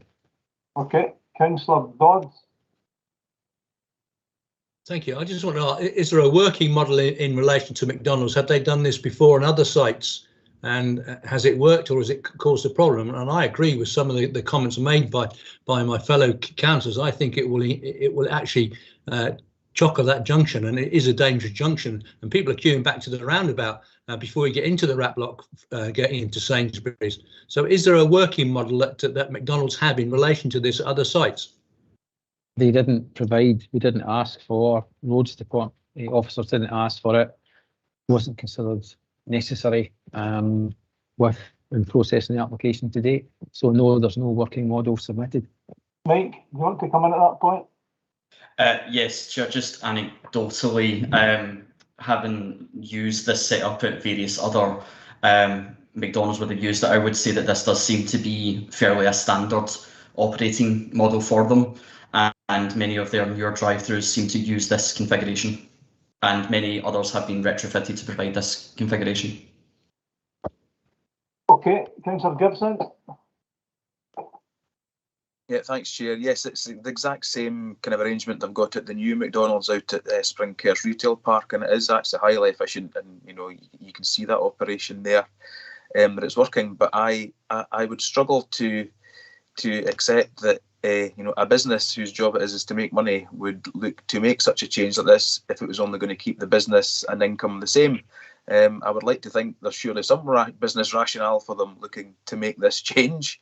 I'm sure they're not just doing it for the increased efficiency of their existing customers, although I'm sure that will be a consideration for them. So, as I say, I don't think there's anything we can probably do planning-wise. Maybe somebody needs to explore the roads out with the meeting, if you like, because the application itself is as it is, and I think there will be impacts regardless that we will need to keep a close eye on, but perhaps not necessarily for this meeting today, but we're going to probably need to have that kind of discussion between the applicants in that area. There's Sainsbury's in there as well, and how that really is operating, and the local members and other councils of interest too. I think we're going to have to just relook at this, I think. I'll just leave that as a comment, Chair. Okay, Councillor Thompson. I think Councillor Gibson said everything I was going to say. I did put in the request, and I've seen the letter from the agent acting on behalf of McDonald's, and we now have a contact, and I think that's useful. And I certainly will be taking this forward, because I don't think this is an end. You're actually losing car parking spaces, and as Councillor Birrell pointed out, they're not doing this for any other reason to try and get more throughput. Councillor Gibson's right, we can't do anything today. I'm pleased it's been highlighted. Hopefully the applicant is watching this and understands the problems and either approaches us or we approach them to find a resolution. Okay. The recommendations, I don't see any further hands, so the recommendations on page 49, I look to move the recommendation approved subject to conditions set in Appendix 1. Councillor Bennett. Okay, seconded by? I'll second that, Chair. Councillor Gibson. Is there anyone otherwise minded? No. Okay, so the application is approved, subject to the conditions in Appendix 1. So move to the next item on the agenda, which is a change of use from Class 1 shop to Class 9 dwelling to integrate with the existing dwelling house at 25 George Street, Dunblane. Mike, this is your application. Chair, can I just say that as I declared an interest, I'll sit this one out and I'll switch my camera off. Okay. Yes, thank you, Chair. I'll just get the presentation loaded.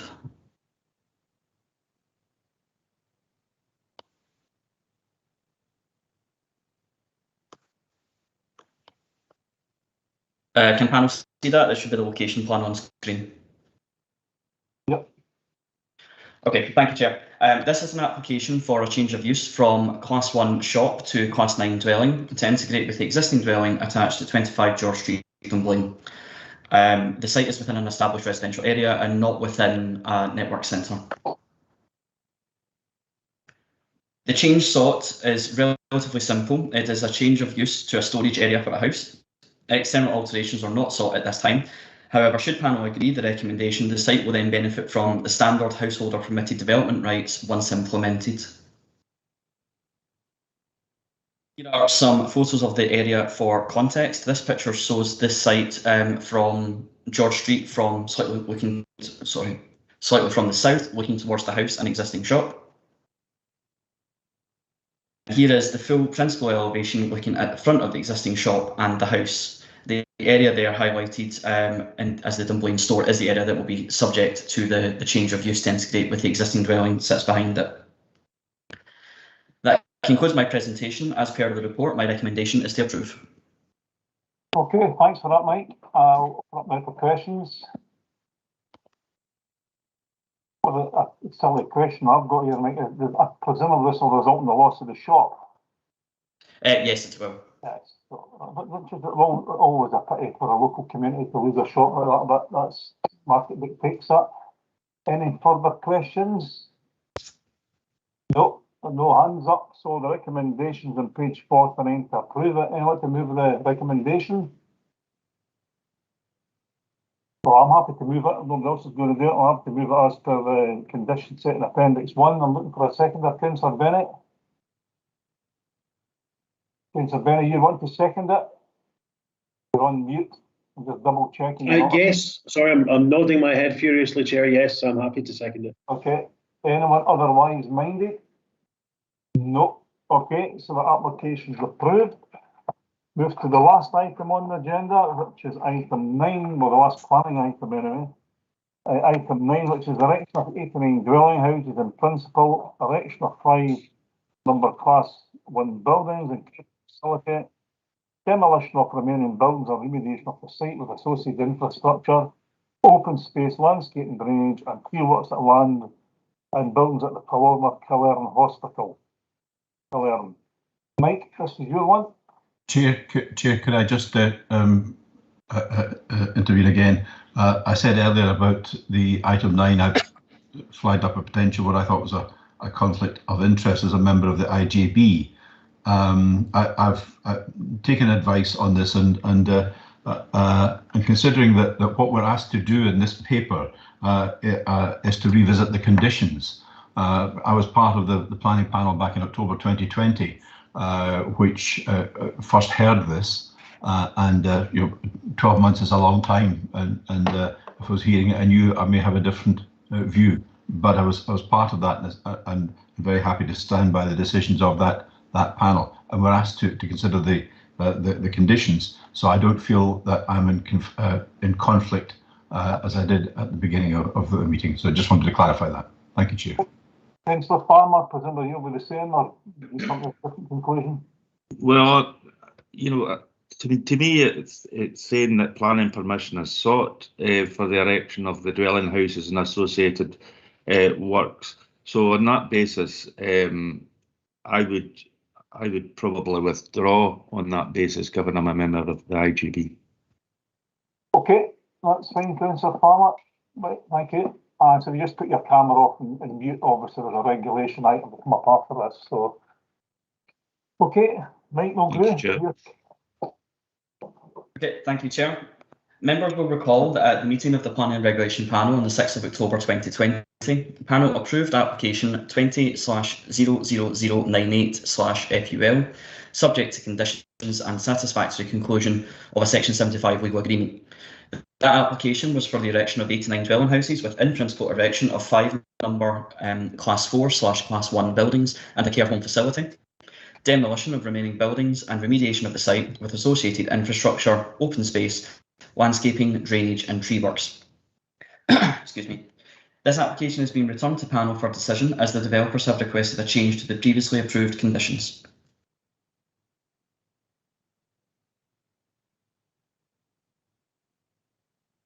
Is that you, Mike? Sorry, technical problems.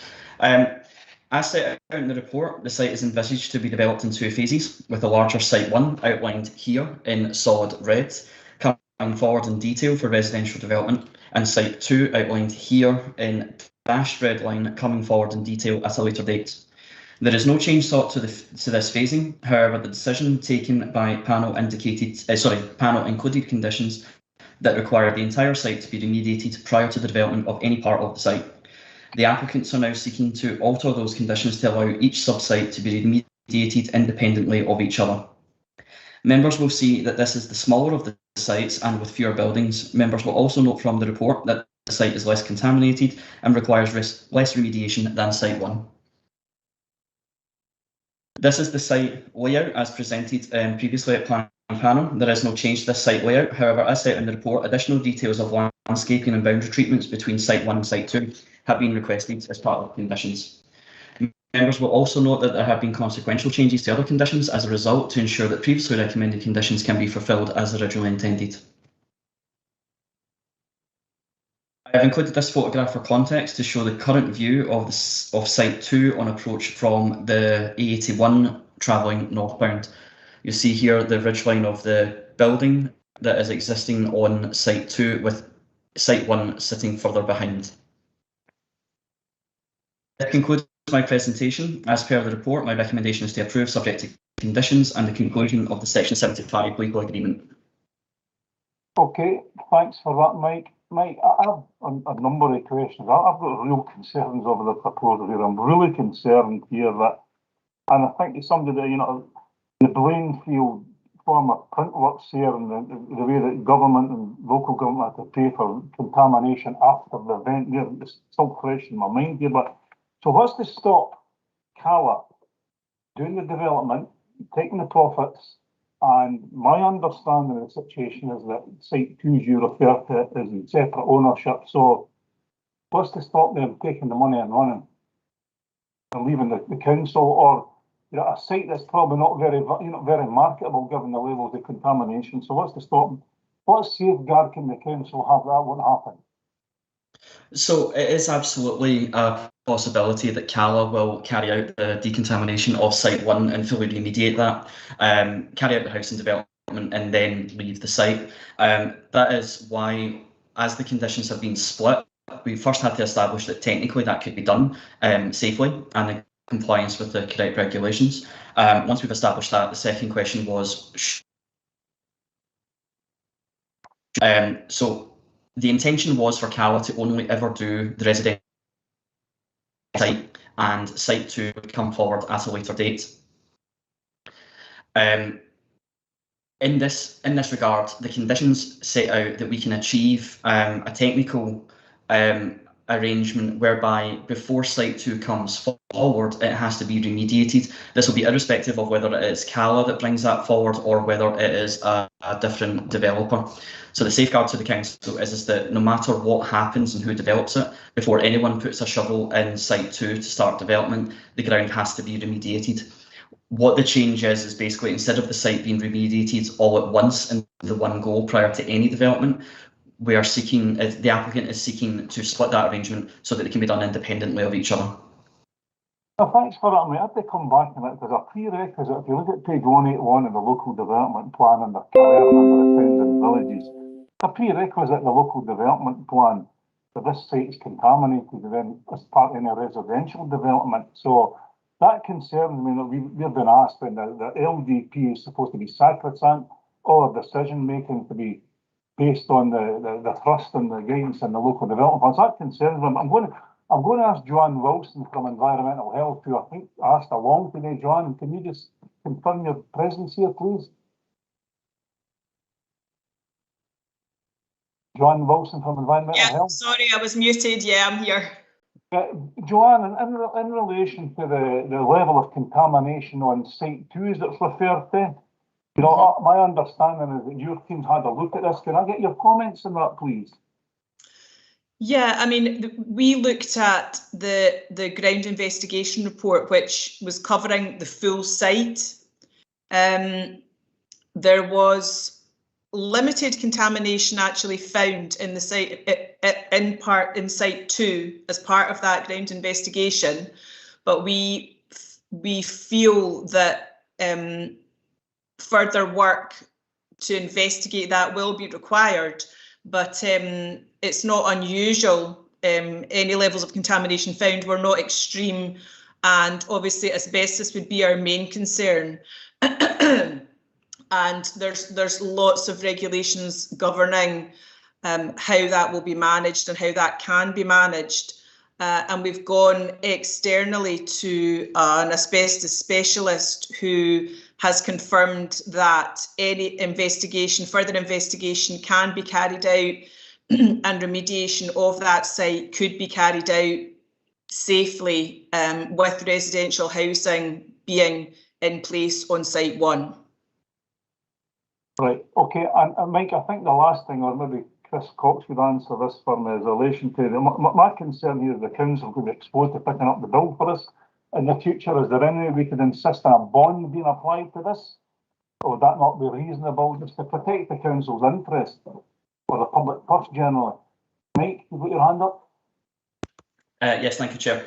A bond is normally secured whereby works are being carried out generally on a temporary nature to a piece of land, and the bond is taken by the council to ensure that once that temporary nature has ceased, the land can be restored to its previous condition. So, for example, you may take such a bond when there's a quarry application, and you would basically require that the ground is put back to its original condition once the quarrying operations have ceased, and the bond would be for us to ensure that should the developer not do that for any range of circumstances, that we have the financial ability to then carry out the remediation works. In this instance, I don't believe that a bond would be necessary. Essentially, the developers are proposing a permanent use, and they are proposing to decontaminate the site through the agreed what would be an agreed remediation strategy. The council's recourse and protection here would be that in order for the development to proceed, we're applying these as conditions that are requiring that the ground is decontaminated and that it is done in line with the approved remediation strategy. Should the developer not carry out remediation in line with the approved strategy, they can then be held accountable, and we'd have to go back and do the agreed remediation the way that we had agreed initially, and also it would have to be done prior to the units becoming occupied. So really, it's the conditions that would protect the council in this instance, and we would be quite well placed to take plan enforcement should those not be complied with. I would also state as well that purely from a legal point of view and from a reputational and customer service point of view, it would be in the developer's interests quite strongly to comply fully with any remediation strategy and conditions that we set out, because ultimately it would cause them problems further down the line that would enable them, that would not enable them to actually sell and occupy the houses. Mick, it's easy saying that, and I'm sorry to panel members for hogging this, and I'll listen to it very briefly, but you're saying that about if Cala don't own the land, and I'm quite clear I'm looking at page 68, 2.19, it says, well, the developer had intended to do this as in a decontamination, there's a civil issue relating to ownership, so quite clearly they're not control of the land. So we can't guarantee that whoever owns it, a shell company, they get the receipt from Cala, and there's a contaminated site. I've just got real concerns over it, you know, and I can't say I'm happy with it, but when you put over to Councillor Thompson there. Thanks, Chair, and you've covered a lot of the points that I wanted to raise. I mean, I was party to the local development plan and promoted this site on the basis that it was for business, commercial use or whatever, and we recognised that housing was an enabler. But it seems to be that the housing is the be-all and end-all of this, if we accept these proposals today. And like you, I thought a bond might have been of use. Can we not then say, after X number of houses are built, this site must be decontaminated? And perhaps a deferral of this would be helpful, because I'm in a position, I heard what Mr. Mulgrew said, but I'm totally confused by what he said. I don't think it bears any relationship to the documents I've read. So my question is, A, can we limit it to a certain number of houses, and B, and perhaps it's too early at this stage to ask for a deferral, Chair? Mike? Yes, so Councillor Thompson, taking your first point first, it would be open to panel to impose conditions as they see fit in order to control remediation. However, what I would point out is that the proposal that's before you today is specifically to split it into two sections so that Site 1 can be remediated completely independently of Site 2. In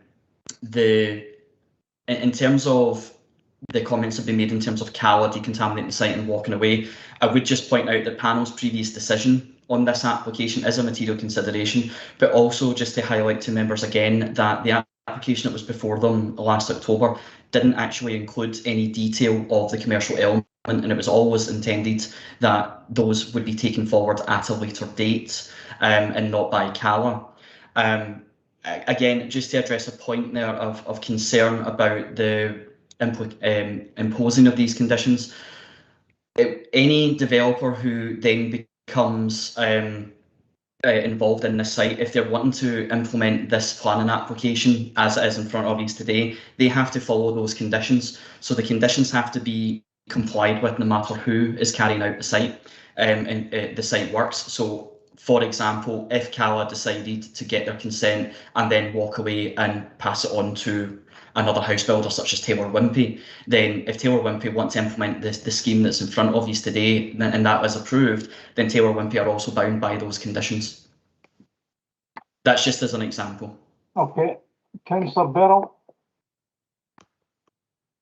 Thanks, Chair. I think I'm really just reiterating concerns raised by yourself and other members. This site has been an eyesore and a hazard for decades. It goes back long before the time when I was first on the council, and I'm highly suspicious of the motivations of the applicants here.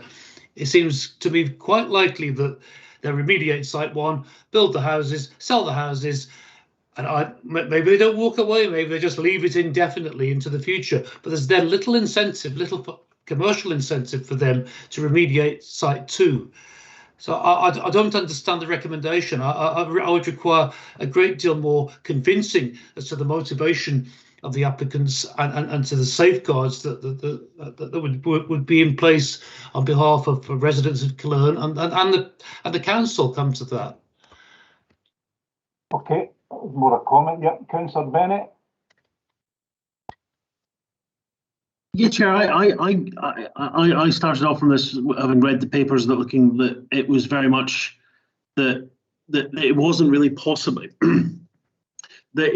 What's being suggested here about the developer walking away isn't really possible, and that seems to be what Mike was saying. Mike, can you clarify that? What are the safeguards and controls that are in here to stop that from happening? I mean, I understand there's a section 75, and then there's something to do with the conditions, and you mentioned that a little bit. Can you just break that down, that exact issue for me? Yeah, absolutely. So section 75 legal agreement sits with the land and the landowners, whoever they are party to that agreement. There's also clauses in section 75 that secure succession and title. So essentially anybody who's then becomes a site owner and is implementing that development that the section 75 is tied to is then also responsible to comply with the terms of the section 75 legal agreement. It's a very similar matter in terms of planning consent. So should panel grant the application with the conditions as before you today, then any developer who wants to implement this permission is also bound by those conditions. So essentially, if it was or was not Cala who was going to implement the housing, before any housing could take place on site one, they would have to do a contaminated land strategy, do the remediation strategy, which would then be submitted to the council, and we would have to sign it off as environmental health and planning authorities that is technically correct and that it can be achieved and that we're in agreement with it. So that's how we would secure that. In terms of site two, the conditions again are the same, but they have to be done prior to the implementation of works on site two. So should there be a 6-month gap or a 3-year gap, then the conditions remain the same, and any developer coming forward to take to do development on site two has to comply with those conditions. I would just point out that there is also always a possibility that a planning application doesn't get implemented, and then should a new application come forward, these issues would then be opened up again, and it would be open to the panel to make a view on any such development at that point in time. But really, just to reassure the panel that we are comfortable as planning authorities and environmental health that technically this site can be remediated independently, and also that there are appropriate safeguards that should the development be developed separately, that the site can be decontaminated appropriately. And as I said, the absolute fail-safe is that anyone does want to deviate from the approved plans, that would require a new application at that point. And again, we would be able to control the conditions issued as part of any subsequent application. That was a slightly long answer, Councillor Benny, but I hope that answers your query. That really does help quite a lot, Mike. I'm trying to understand what would the sanction be here and at what stage would it be appropriate to be looking at planning enforcement activity to look at sanction? If, you know, 10 years, let's say 10 years down the line, nice houses have been built on the Clare Hospital site and derelict site 2 is still sitting there undeveloped, without not necessarily whether it's developed or not, but without the decontamination. What's the control element there? What are we relying upon? So we would only be able to control that through planning enforcement at that time in terms of a breach of condition. So our control, as I said, for site 1 is to ensure that that's done prior to development, and it's the exact same for site 2 is to ensure that that's done prior to development.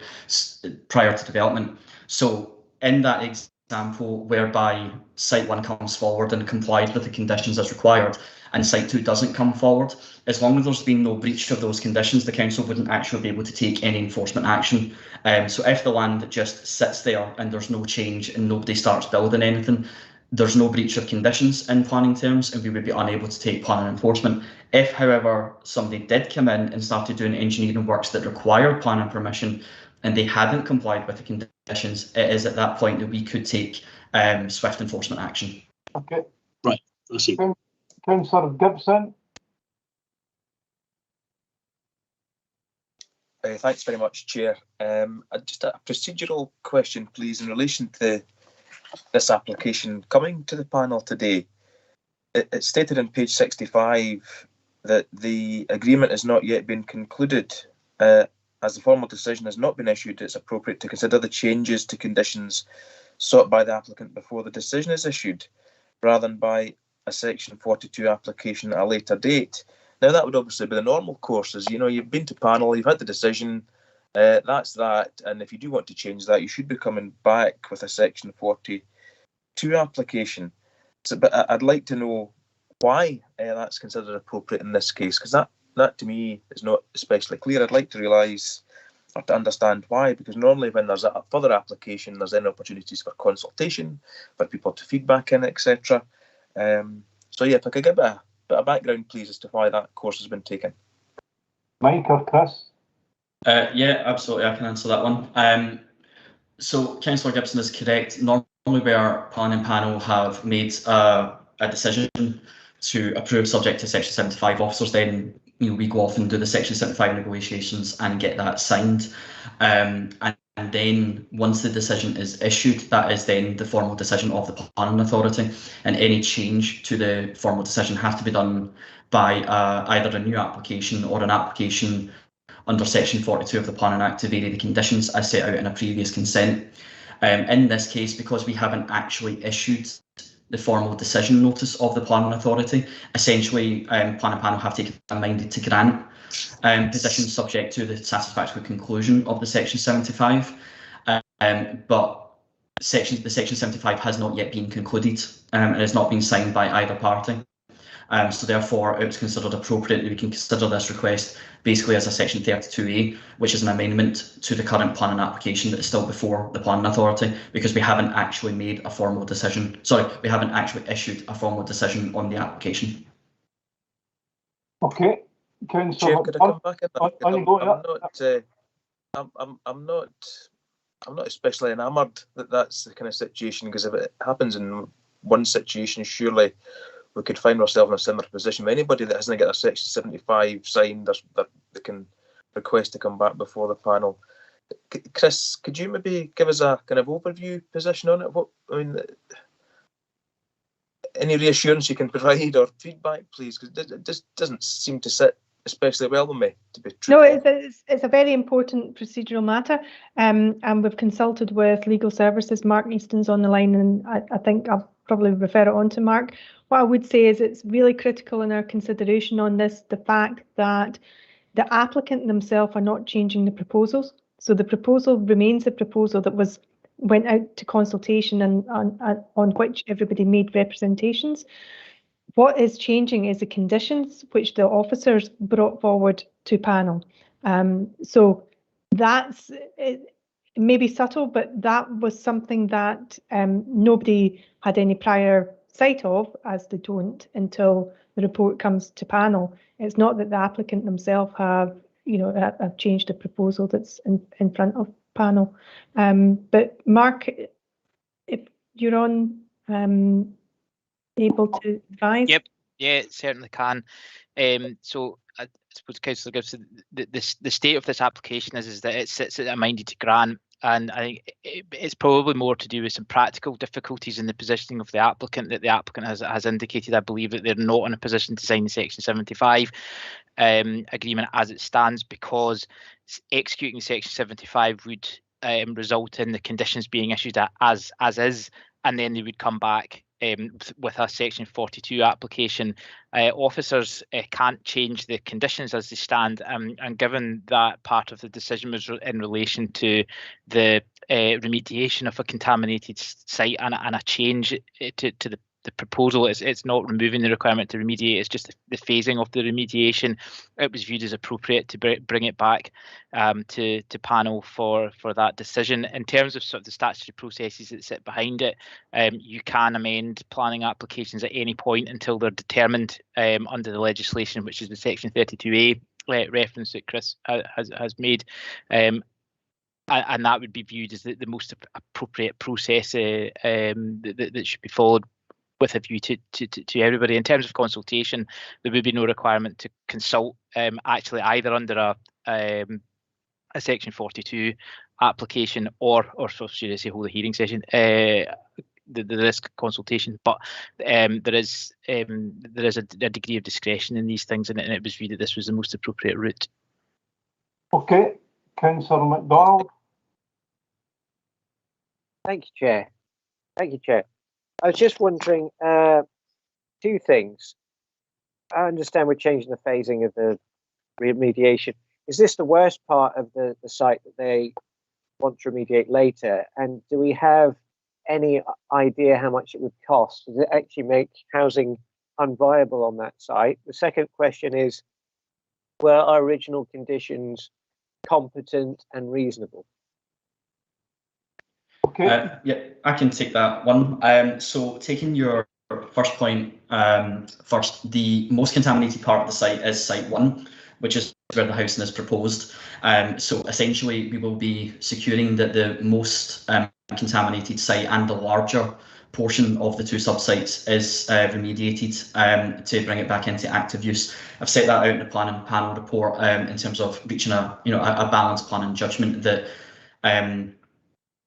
whilst the whole site is not going to be remediated in the one go under this proposal, the biggest chunk of it will be up front and the most contaminated part, and for the most part will be brought back into active use.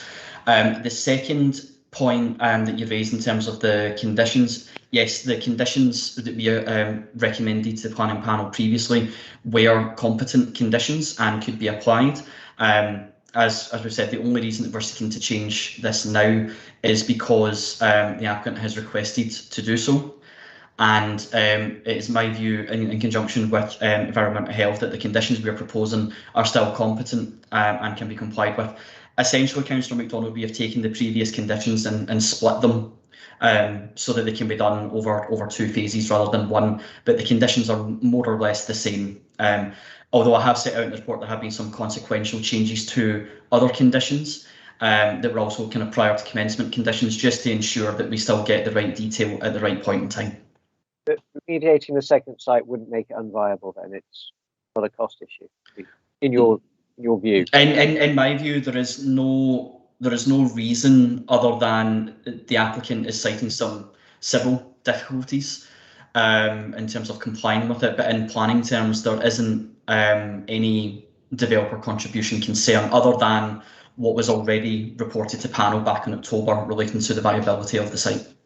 Okay, thank you. Okay, I'm going to ask John Wilson. John, you're very experienced environmental health officer and dealt with these issues for years. And I know what makes sense in a kind of planning context here, but based on your experience of contaminated land, I think you said, Rash, earlier, this is the least contaminated part, but what's an approximate cost? You're going to have an feeling yourself. How much would it cost to decontaminate Site 2?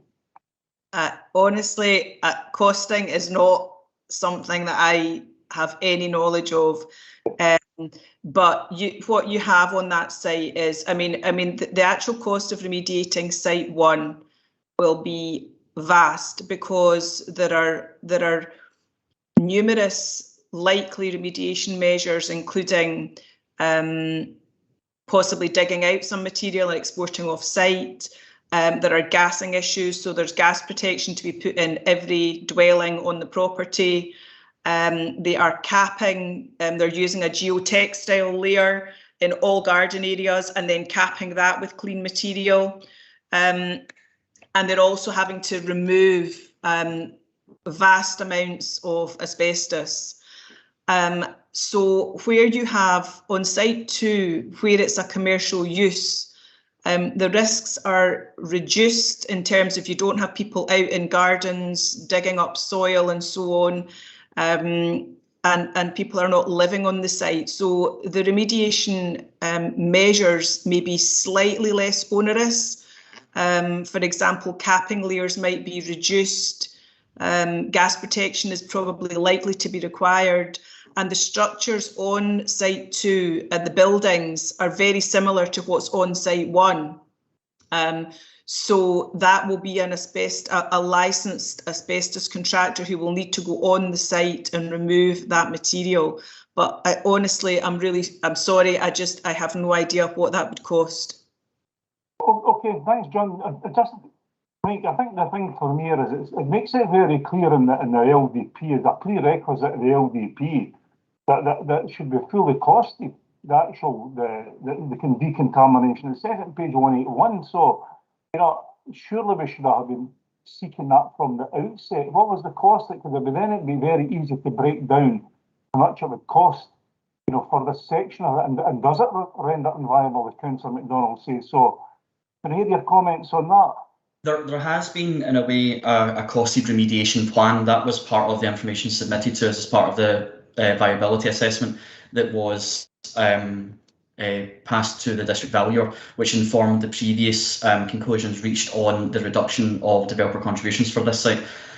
The change now isn't to do with the costings, it's to do with the phasing of the contamination. So the contamination strategy will be the same. It's just that it's going to be done over 2 phases. I take your point in terms of the key site requirements as set out for H157 on page 187. But it is my read and understanding of the development plan that it doesn't expressly state that contamination has to be remediated prior to any development. It just has to be clear that the site is remediated. And it's my view as an officer that the conditions which still ensure that the site is remediated prior to development, albeit over 2 phases rather than 1, still meets with the key site requirements of the LDP. Thanks for that. But just for transparency, I'm going to read this out, okay, because it's really, really important. This is the Kildare Hospital site. The site has contamination issues. Residential development is permitted to a scale to enable implementation of the contaminated land remediation strategy and general site restoration to be determined by a fully costed and independently audited restoration plan. That's a prerequisite of the LDP. I do not see this recommendation that you're making actually comply or accords with the LDP. I'm sorry, I don't, and I'll probably be reason for rejecting this, to be honest with you, but I'm going to let Councillor Thompson come in. But thanks, Chair. Again, you've raised some of the issues that I've got concerns with, but I'll take you back to one of the first comments you made, and the fact is that a contaminated site is less attractive to a developer. And I don't see any reason why, on economies of scale, Joanne, irrespective of the less contamination, if you're going in to do it once on the whole site, it's out of the way, it's done at a cost. It's bound to cost more to go in with 2 different contractors. So my question is, why don't we get this information? And again, at due point, I will ask for a deferral because I don't have sufficient information in order to make a decision. My concern... John, can I help you there? Because I consider this, we can actually defer and look for a hearing and get the developer along. So, we can... Yes, I never thought of that, Councillor McPherson, but yes, I'm quite happy to make that proposal. Okay, can I check with obviously David McDougall or with Graham Forrester whether or not, obviously if Councillor Tom's going to propose deferral and I'm wanting a hearing, we can propose and second that. Presumably that would be okay to do that to the next meeting. Anybody from the governance team want to comment on that? Chair, Graham Forrester, lead solicitor for governance. Yes, it would fall within the competence of the panel to defer a decision to a later meeting. I'll maybe just ask Mark Easton if he has any comment to make. He's spoken about a number of formal planning mechanisms, just in case there's any specific implications upon which members should be aware of about deferring this application. It's absolutely fine, Graham. For the benefit of members, it would be a competent decision in terms of the planning legislation. It would be a reporter in a similar situation may ask for something similar. So asking for a further hearing, you can adjourn to request further information or hear from further interested parties as you think fit. Subject to obviously them being notified. So, for example, you couldn't do it now. Okay, Chris, you've got your hand up. Yeah, just to be clear, it requires to be the same members that have attended the hearing today, the session today that also attends a hearing. It doesn't need to be everybody, but you can't be anybody new who's coming into the process. Okay, so members happy the way we go for the deferral and a future hearing. Councillor Bennett. Yeah, Chair. Sorry, I'm not content with that. I think that what we've got here is a site which has been around the houses several times. Much discussion about it. There is a developer who is asking us to help them out a little bit with changing the phasing of the decontamination. And I'm given assurance by what the officers have already said, and I would quite happily move the officer recommendation. Okay, well, what we'll do is we'll get somebody to say, so you want to determine it today, and probably need to somebody to second that because Councillor Thompson went for deferral. So does anyone that second Councillor Bennett to determine this today? No. Yes, I'll do that, Chair. Okay, Councillor Dodds, okay. I'll be guided by Graham Forrester and David McDougall. Presumably we go to the vote now on whether we defer it or determine it today.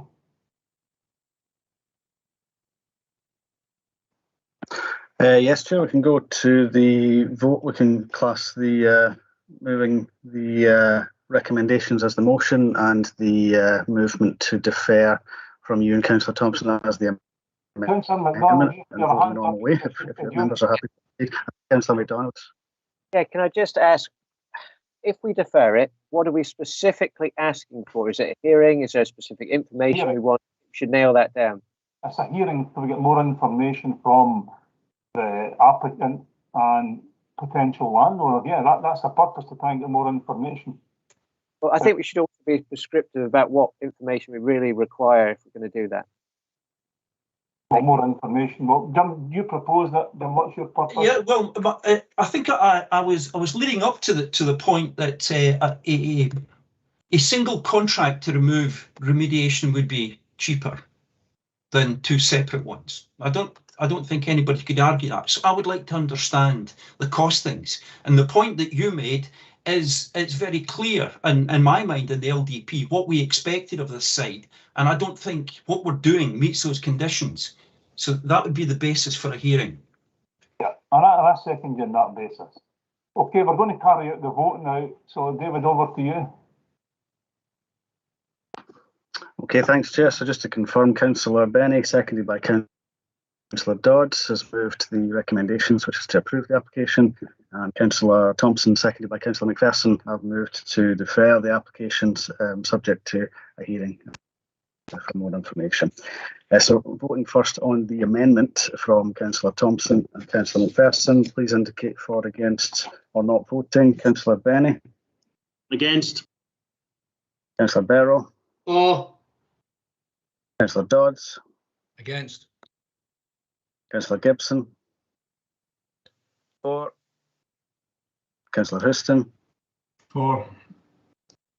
Councillor McPherson. For. Councillor MacDonald. For. And Councillor Thompson. For. Okay, so the amendment is carried by 6 votes to 2 and becomes a substantive motion. So voting then again on the substantive motion to confirm the panel's decision. Councillor Benny. For. Councillor Barrow. For. Councillor Dodds.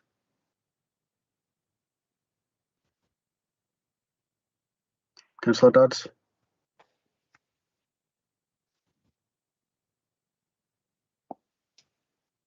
Skip over Councillor Gibson. I'd say 4. Councillor Dodds' mic's coming on and off though, just to point out. Councillor Dodds, sorry, were you? I'm having problems connecting. So 4. 4. Thank you. Councillor Houston. 4. Councillor McPherson. 4. Councillor MacDonald. 4. And Councillor Thompson. 4. Okay, and the substantive motion is carried unanimously. Thanks, Chair. Thanks. Chris, you've got your hand up. Is that a legacy hand? No, thank you. Sorry, panel, very much cognisant that the vote has taken place. Just in terms of what information you're looking for the next for the hearing session, the costing information that's been submitted is sensitive information because it's commercial related, and it's been assessed by the district valuer.